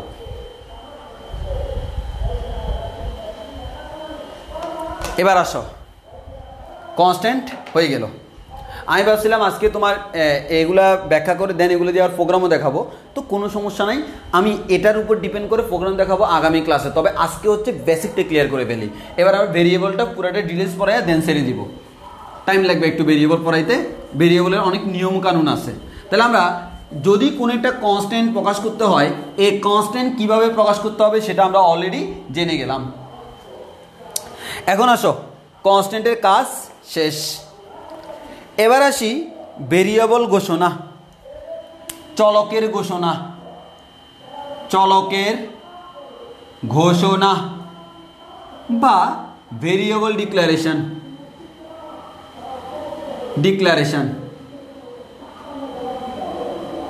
চলকের ঘোষণা বা ভেরিয়েবল ডিক্লারেশন। এই যে ভেরিয়েবল তুমি ডিক্লেয়ার করবা,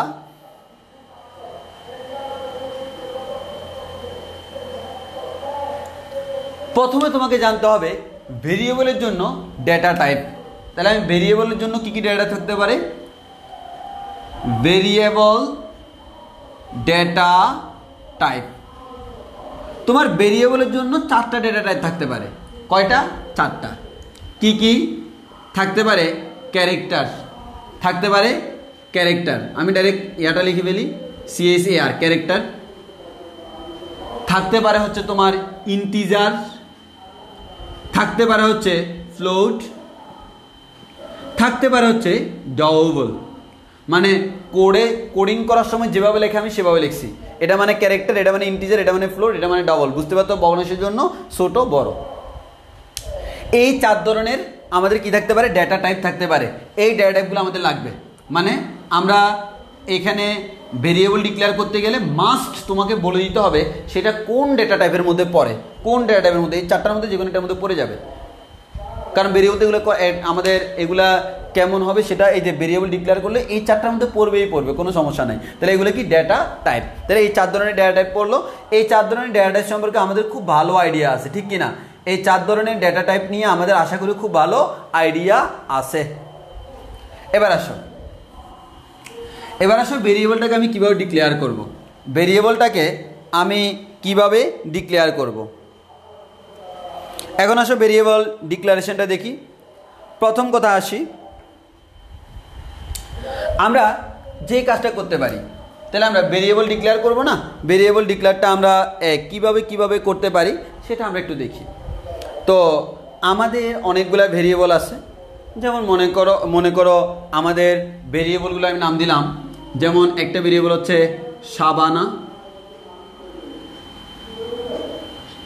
শাবানা একটা ভেরিয়েবল। শাবানা ভেরিয়েবল যেটা, এই ভেরিয়েবলের মান দিলাম হচ্ছে 2.47। এরপর আরেকটা ভেরিয়েবলের নাম হচ্ছে জসিম। এই জসিমটা দিলাম, আমার মনে করো হচ্ছে জসিমের ভ্যালুটা হচ্ছে 4, জসিমের ভ্যালুটা 4।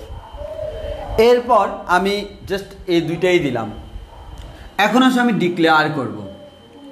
প্রথম ফরম্যাটগুলো একটু ভালো করে খেয়াল করো। 1 নাম্বার ফরম্যাট দেখো, তাহলে আমরা দেখি ফরম্যাট 1।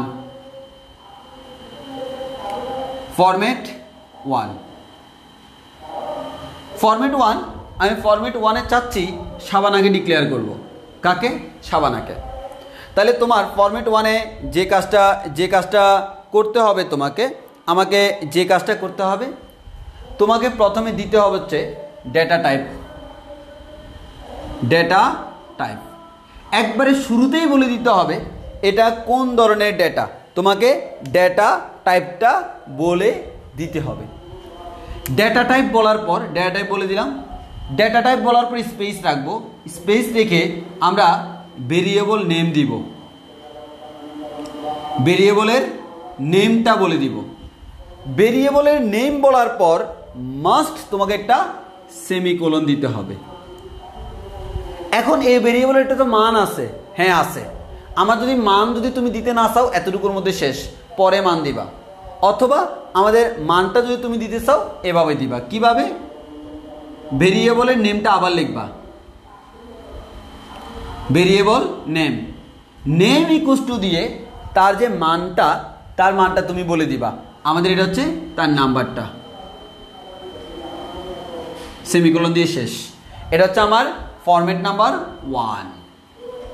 তাহলে যেমন আমি শাবানাকে যদি দিতে চাই, তাহলে ডেটা টাইপ 2.47, আমি মনে করি এটা কোন টাইপে রাখলাম, ফ্লোট টাইপে রাখলাম। তাহলে লিখবো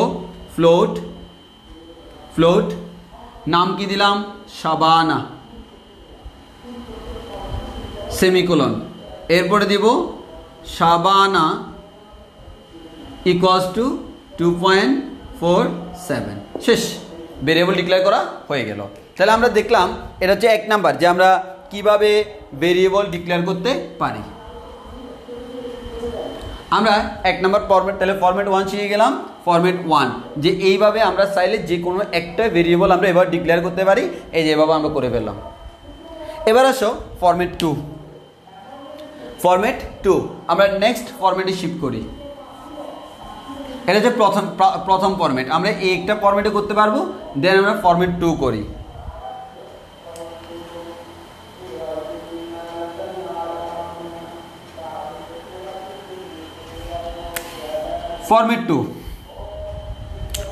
ফরম্যাট 2 হচ্ছে আমার এখানে একটা জায়গায় আমি কি করব, বা দুইটা প্রকাশ করব। কয়টা? দুইটা। তাহলে দুইটা আমরা প্রকাশ করি। তাহলে প্রথম কথা হচ্ছে আমাকে কি করতে হবে দেখো। তাহলে আমার প্রকাশ করার নিয়মটা দেখো, আমি ডাইরেক্ট প্রকাশ করে ফেলতেছি। নিয়ম হচ্ছে ডেটা টাইপ, আগেরটাই ডেটা টাইপ দিতে হবে। আমি ডাইরেক্ট এভাবে লিখি, ডেটা বাদ দিই। প্রথমে টাইপ দিতে হবে, দেন নেম দিতে হবে, এরপর নেম ইকুয়ালস টু ডেটাটা দিতে হবে, ডেটাটা। Okay, type name equals to data. এখন এখানে তো দুইটা, কয়টা টাইপ? দুইটা। আগে দুইটা টাইপ লিখে ফেলতে হবে। তাহলে আমার প্রথম টাইপ আসবে শাবানা। তাহলে এটা কোন টাইপ? এটা হচ্ছে ফ্লোট টাইপ। তাহলে আমি লিখলাম ফ্লোট। এটার নাম কি? শাবানা। কিন্তু আমি চাচ্ছি আমার প্রোগ্রামের ভিতর একটা না, দুইটাই থাকবে। এবার তাহলে আরেকটা টাইপ কি গেল, জসিম। এটা কেমন, পূর্ণ সংখ্যা, ইন্টিজার। তাহলে ইন্ট জসিম।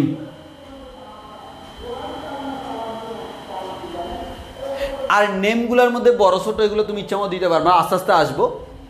জসিম দিলাম। এবার তুমি প্রথমে ফ্লোট দিছো না, এটা এটা যে কোনো একটা নাম দিতে পারো। এবার শাবানার ভ্যালু দিবা, তাহলে Shabana equals to 2.47 semicolon, then Jasim equals to 4 semicolon. তাহলে আমি আগে দেখলাম কি, 1 নাম্বার ফরম্যাটে দেখলাম শুধু একটাকে কিভাবে প্রকাশ করে, একাধিক থাকলে কিভাবে প্রকাশ করে দিলেন, 3টা থাকলে পারবো, 4টা থাকলে পারবো, 5টা থাকলেও পারবো। তাহলে একাধিক থাকলে কিভাবে প্রকাশ করতে হয় সেটাও আমরা জেনে গেলাম। একাধিক থাকলে কিভাবে প্রকাশ করতে হয় সেটাও জেনে গেলাম। এবার আসো, এবার হচ্ছে ভাইয়া একাধিক থাকলে কিভাবে আমরা সেটা জেনে গেলাম। এখন তোমাকে যে কাজটা করতে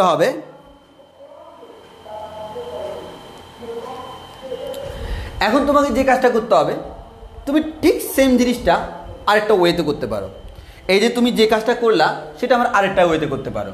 সেই ওয়েটা কি, সেই ওয়েটা হচ্ছে এটা। এবার হচ্ছে আমরা ফরম্যাট 3 দেখাবো। ফরম্যাট 3তে আমরা এবার কি দেখাবো, দেখো আমার একটু আগে আমি কি করছিলাম, প্রথমে ডেটা টাইপ দিছিলাম, দেন নেম দিছিলাম, সেমিকোলন দিয়ে ক্লোজ করে দিছি। এবার না, নেম দিয়ে ইকুয়াল দিয়ে তার ভ্যালুটা দিয়ে দিব, দেন সেমিকোলন, এক লাইনে সব শেষ। এভাবেও করা যায়, মানে ডাইরেক্ট ইকুয়াল দিয়ে ভ্যালুটা দিয়ে দিতে পারবা। নতুন করে আবার নেম ইকুয়ালস টু ভ্যালুটা দেওয়ার কোনো প্রয়োজন নাই, এবং আমরা এটাই ইউজ করব, সবচেয়ে ভালো, এক লাইনে হয়ে গেল। যেমন ফর এক্সাম্পল তুমি যদি একটা ব্যবহার করতে যাও, একটা, তাহলে তুমি লিখলে শাবানা। শাবানার জন্য টাইপ কেমন, এটা হচ্ছে ফ্লোট। আমাদের নেম হচ্ছে শাবানা ইকুয়ালস টু 2.47 ক্লোজ। যদি তুমি দুইটা ব্যবহার করতে যাও, এবার দেখো তার পাশাপাশি নিচে লিখে দিলে int Jasim equals to 4 semicolon, হয়ে গেল। তাহলে আমরা বলতে পারি আমরা এভাবে এক লাইনেও কি করে দিতে পারি, এগুলাকে ডেটা টাইপগুলো দিয়ে দিতে, মানে মান সহ এক লাইনে দিয়ে দিতে পারি। এবার আসো কেমন হলো। এবার হইল কি আমাদের, এবার দেখা গেল এটার মান 2, এটার মান 4। এর মানে দুইটাই সেম টাইপসের না, এটাও ইন্টিজার। তখন তোমার আর মনে করো int Shabana equals two 2, int Jasim equals two 2, এটা না করে তুমি একসাথে করে দিতে পারবা। এটা তুমি কি করে দিতে পারবা, আমাদের একসাথে তুমি করে দিতে পারবা।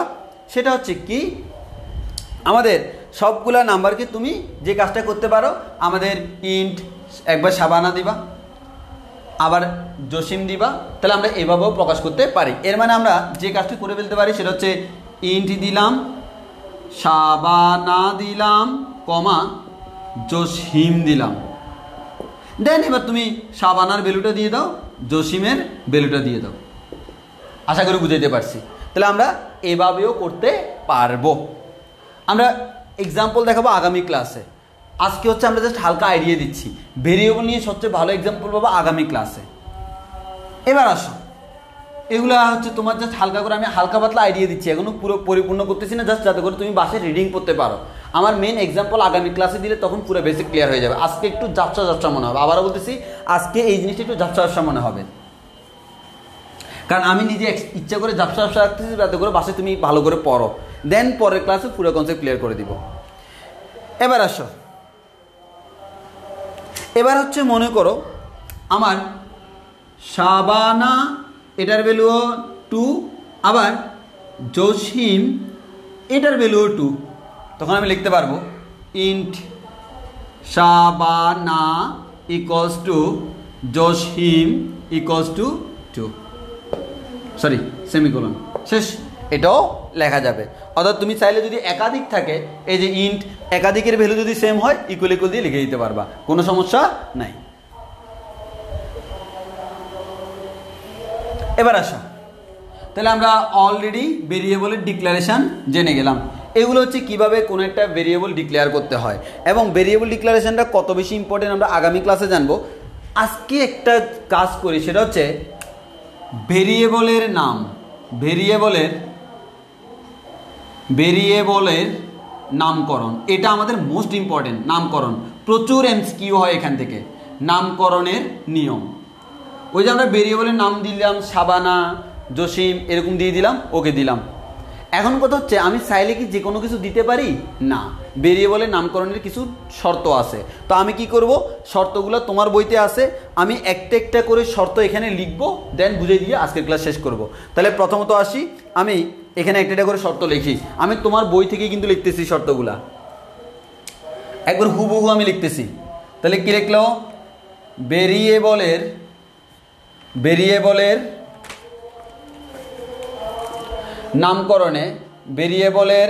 নামকরণে কেবল অ্যালফাবেটিক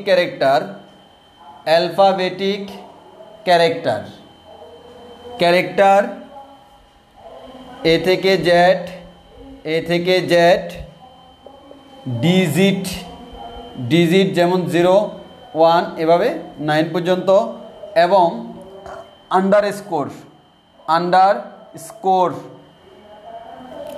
আন্ডারস্কোর ব্যবহার করা যায়। এবার আন্ডারস্কোর ব্যতীত কোনো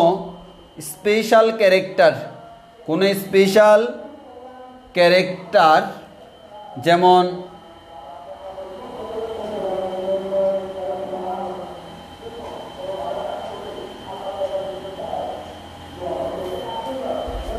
ব্যবহার করা যায় না।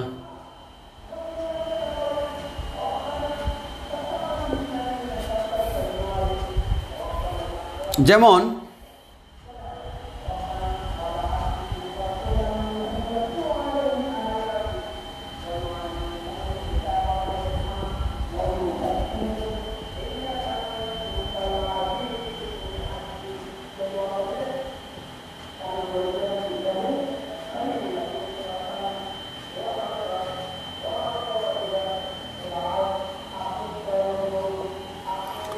আসো প্রথমটা বুঝাই। বলা হলো ভেরিয়েবলের নামকরণে কেবল অ্যালফাবেটিক ক্যারেক্টার, যেমন ছোটো হাতের এ থেকে জেড, বড় হাতের এ থেকে জেড, এর মানে তুমি ছোটো হাতের বড় হাতের যে কোনটা ইউজ করো, কোনো সমস্যা নেই। একটা ছোটো একটা বড়, কোনো সমস্যা নেই। নাম তুমি যেভাবে করবে সেভাবে হবে, কারণ নাম দিচ্ছ তুমি, বাপ তুমি, নামও দিবা তুমি, জননী তোমরা, নাম দিবাও তোমরা। হ্যাঁ, তাহলে আমাদের এ থেকে জেড পর্যন্ত, এ থেকে জেড পর্যন্ত দেওয়া যায়, কোনো সমস্যা নেই। তুমি ডিজিট ইউজ করতে পারো, 0, 1, 2, 3 ইউজ করতে পারবা।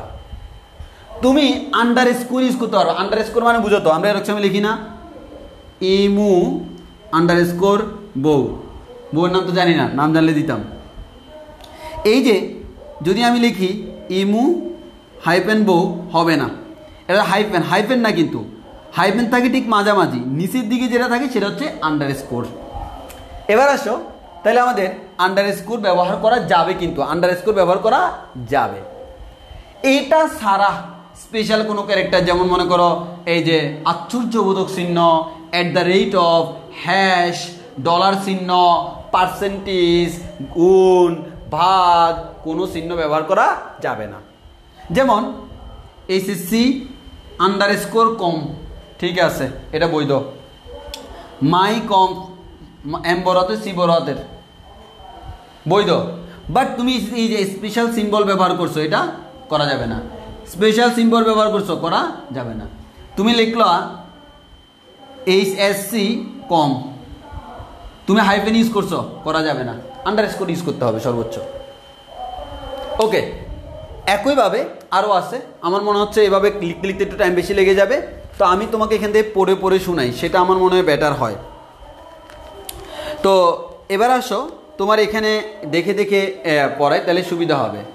তুমি দেখো, ভেরিয়েবলের নামের মধ্যে কোনো ফাঁকা স্থান বা হোয়াইট স্পেস থাকতে পারে না। অর্থাৎ তুমি যখন ভেরিয়েবলের নামকরণ করবা, কোনো মাঝখানে ফাঁকা রাখতে পারো না। যেমন ফর এক্সাম্পল মাই নাম্বার, মাঝখানে কিন্তু এটা ফাঁকা আছে, এটা থাকা যাবে না। নাম্বার 1, মাঝখানে এটা ফাঁকা আছে, রাখা যাবে না। মাই এবং কমের মাঝখানে ফাঁকা আছে, রাখা যাবে না। কিন্তু আমার এই যে মাই নাম্বার মাঝখানে ফাঁকা নাই, এটা ইউজ করা যাবে। নাম্বার 1 মাঝখানে ফাঁকা নাই, এটা ইউজ করা যাবে। এক কথায় ভেরিয়েবলের নাম তুমি বড় ছোট যা ইচ্ছা দাও, মাঝখানে তুমি ফাঁকা রাখতে পারবে না, সবসময় আগলে রাখবা, মাঝখানে কোনো ব্যবধান থাকতে পারবে না। ব্যবধান থাকলে তার নাম ভেরিয়েবলে কখনো আমাদের চলবে না, তাহলে আমাদের সবসময় আগলে রাখতে হবে। এবার এখন আসো এরপর 3 নম্বর শর্ত, ভেরিয়েবলের নাম ডিজিট বা অঙ্ক দিয়ে শুরু হতে পারে না। এর মানে তুমি নামটা নাম দিয়েই শুরু হবে, অঙ্ক দিয়ে শুরু হবে না। যেমন আমরা জিমেল আইডি খোলার সময় দিই ইমু 1825, এরকম হতে পারে, মানে নামকরণের ক্ষেত্রে ভেরিয়েবল নামকরণ করতে ইমু 1825 হবে, বাট 1825 ইমু হবে না। তাহলে আমরা যে জিনিসটা বলতে পারি সেটা হচ্ছে কি, ভেরিয়েবলের নাম তুমি কখনো নাম্বার দিয়ে শুরু করতে পারবে না। তাহলে আমার দেখো, যেমন তুমি বলতে পারো ভাইয়া এখানে আমার 1 নাম্বার আছে, কোনো স্পেস নাই, কোনো স্পেশাল সিম্বল নাই, এটা কি হবে না? না ভাইয়া হবে না। কেন হবে না? কারণ এর নাম্বার দিয়ে শুরু হয়েছে। তাহলে নাম্বার দিয়ে শুরু হলে সেটা আমরা ইউজ করতে পারবো না। এবার আসো, এটা সি প্রোগ্রামিংয়ে বড় হাতের এবং ছোট হাতের অক্ষরগুলো আলাদা অর্থ বহন করে, তাই কারণ সি প্রোগ্রামিংয়ে বড় হাতের আর ছোট হাতের সেম না, ওই কারণে মাই নাম্বার 1 নাম্বার 10 নামে ভেরিয়েবল ঘোষণা করে যথাক্রমে মাই নাম্বার 1 নাম্বার 10 নামে ব্যবহার করা যায় না। এর মানে এক কথায় এটা বলছে এ মাই নাম্বার আর এ মাই নাম্বার সেম কথা না। এখানে এম বড় হাতের, এখানে এম ছোট হাতের। সি প্রোগ্রামিং আমরা আগেই বলছি বড় হাতের ছোট হাতের সেম কথা না, ওই কারণে এখানে বড় হাতের এটা ছোট হাতের, এই দুইটা কিন্তু সেম কথা না, এই দুটো ভিন্ন। এখানে নাম্বারের এন বড় হাতের, এখানে ছোট হাতের, এই দুটো ভিন্ন। এর মানে দুটো সেম কথা না, দুইটাই ব্যবহার করা যাবে, তবে দুইটাকে একই অর্থ কখনো বহন করে না। এবার আসো, কোনো কিওয়ার্ডের নাম, কিওয়ার্ড মানে যেমন আমরা এই যে মেইন ব্যবহার করি, MAIN মেইন একটা কিওয়ার্ড, কনস্ট CONST ব্যবহার করি, এটা একটা কিওয়ার্ড। এরকম কিওয়ার্ডগুলি কি করা যাবে না? ব্যবহার করা যাবে না। কোনো কিওয়ার্ডের নাম ভেরিয়েবল হিসেবে ব্যবহার করা যায় না, যেমন মেইন। তবে হ্যাঁ, আমাদের যেমন ইন্ট, ক্যারেক্টার, মেইন, আমাদের এগুলো ব্যবহার করা যায় না। তবে একটা কথা আছে, মেইন কিন্তু প্রকৃতপক্ষে কোনো কিওয়ার্ড না। মেইন কিন্তু আমাদের মেইন ফাংশনের জন্য কাজে লাগে, এটা একটা ফাংশন, এটা কোনো আমাদের কিওয়ার্ড না। তাও আমাদের মেইনকে আমরা কখনো ব্যবহার করতে পারবো না। তাহলে আমরা মেইনও ব্যবহার করতে পারবো না, অন্যান্য কিওয়ার্ডগুলো ব্যবহার করতে পারবো না। এই কিওয়ার্ড টোটাল আছে 32টা, এই 32টার পরিচয় আমরা আগামী ক্লাসে দিব। আপাতত মাথায় রেখো, কিওয়ার্ড নাম হিসেবে ব্যবহার করা যাবে না। এরপর বলল অবশ্য কিওয়ার্ড সমূহের নামের এক বা একাধিক বর্ণ বড় হাতের অক্ষরে লিখে, যেমন তুমি দেখো এই মেইন হচ্ছে আমাদের কম্পিউটার, এটা কি সিনে, সব ছোট হাতে লিখতে হবে। বাট তুমি যখন এটাকে এভাবে লিখলা তখন কিন্তু এটা আর এটা সেম অর্থ বহন করে না, তখন আবার ব্যবহার করা যাবে, কিন্তু সেটা ব্যবহার না করা ভালো। তারপর হচ্ছে ভেরিয়েবলের নামকরণে যে কোনো সংখ্যক ক্যারেক্টার ব্যবহার করা যায়। আনসি নিয়ম অনুযায়ী দুইটা ভেরিয়েবলের নামের পার্থক্য অবশ্যই 31টি ক্যারেক্টারের মধ্যে হতে হবে MCQর জন্য। এই জন্য ভেরিয়েবলের নামকরণে 31টি ক্যারেক্টারের বেশি ব্যবহার না করাই ভালো। বলে নাই যে ব্যবহার করা যাবে না, বলছে ব্যবহার না করা ভালো। তো আজকে এতটুকু পর্যন্তই থাকুক। ভেরিয়েবলের যে নামকরণের নিয়মাবলী সেটা খুব ভালো করে জানতে হবে। কেন জানতে হবে? কারণ পরীক্ষা আসবে ভেরিয়েবলের নামের ক্ষেত্রে নিচের কোনটি সঠিক, তাহলে কোনটা সঠিক কোনটা ভুল সেটা বুঝতে হবে। ভুলটাই কেন? তুমি নাম্বার দিয়ে শুরু করলে হবে না, স্পেশাল সিম্বল দিলে হবে না, স্পেস দিবা হবে না, তুমি কিওয়ার্ড হিসেবে নাম ব্যবহার করলে হবে না, এই জিনিসগুলো আমাকে জানতে হবে। তো আমরা যদি জানি তাহলে আশা করি কোনো সমস্যা হবে না। এতটুকু পর্যন্তই। ভাবছিলাম আজকে কয়েকটা প্রোগ্রাম করাবো আরও স্পেশাল, তবে স্পেশাল প্রোগ্রামগুলো আজকে না করে আগামী ক্লাসে করানোটাকে আমি বেস্ট মনে করতেছি, কারণ আমি ওই প্রোগ্রামগুলোর রন্ধ্রে ঘুরবো। আমি সেম প্রোগ্রামকে অনেক উপায়ে দেখাইয়া তোমাকে বুঝাবো কীভাবে সি প্রোগ্রামিংয়ের মধ্যে ভেরিয়েশন আনা যায়, কোন জিনিসটার মানে কি, কীভাবে উইথাউট এনি মুখস্থ আইডিয়া আমরা কীভাবে সি প্রোগ্রামকে নিজের মনের মতো করে সাজাইতে পারি, আমি কীভাবে মনের মতো করে মনের মাধুরী মিশিয়ে একটা সি প্রোগ্রাম লিখিতে পারি, সেই জিনিসটা আমরা আগামী ক্লাসে শিখবো ইনশাআল্লাহ। আজকের ক্লাস এতটুকু পর্যন্ত। ধন্যবাদ সবাইকে। আল্লাহ হাফেজ।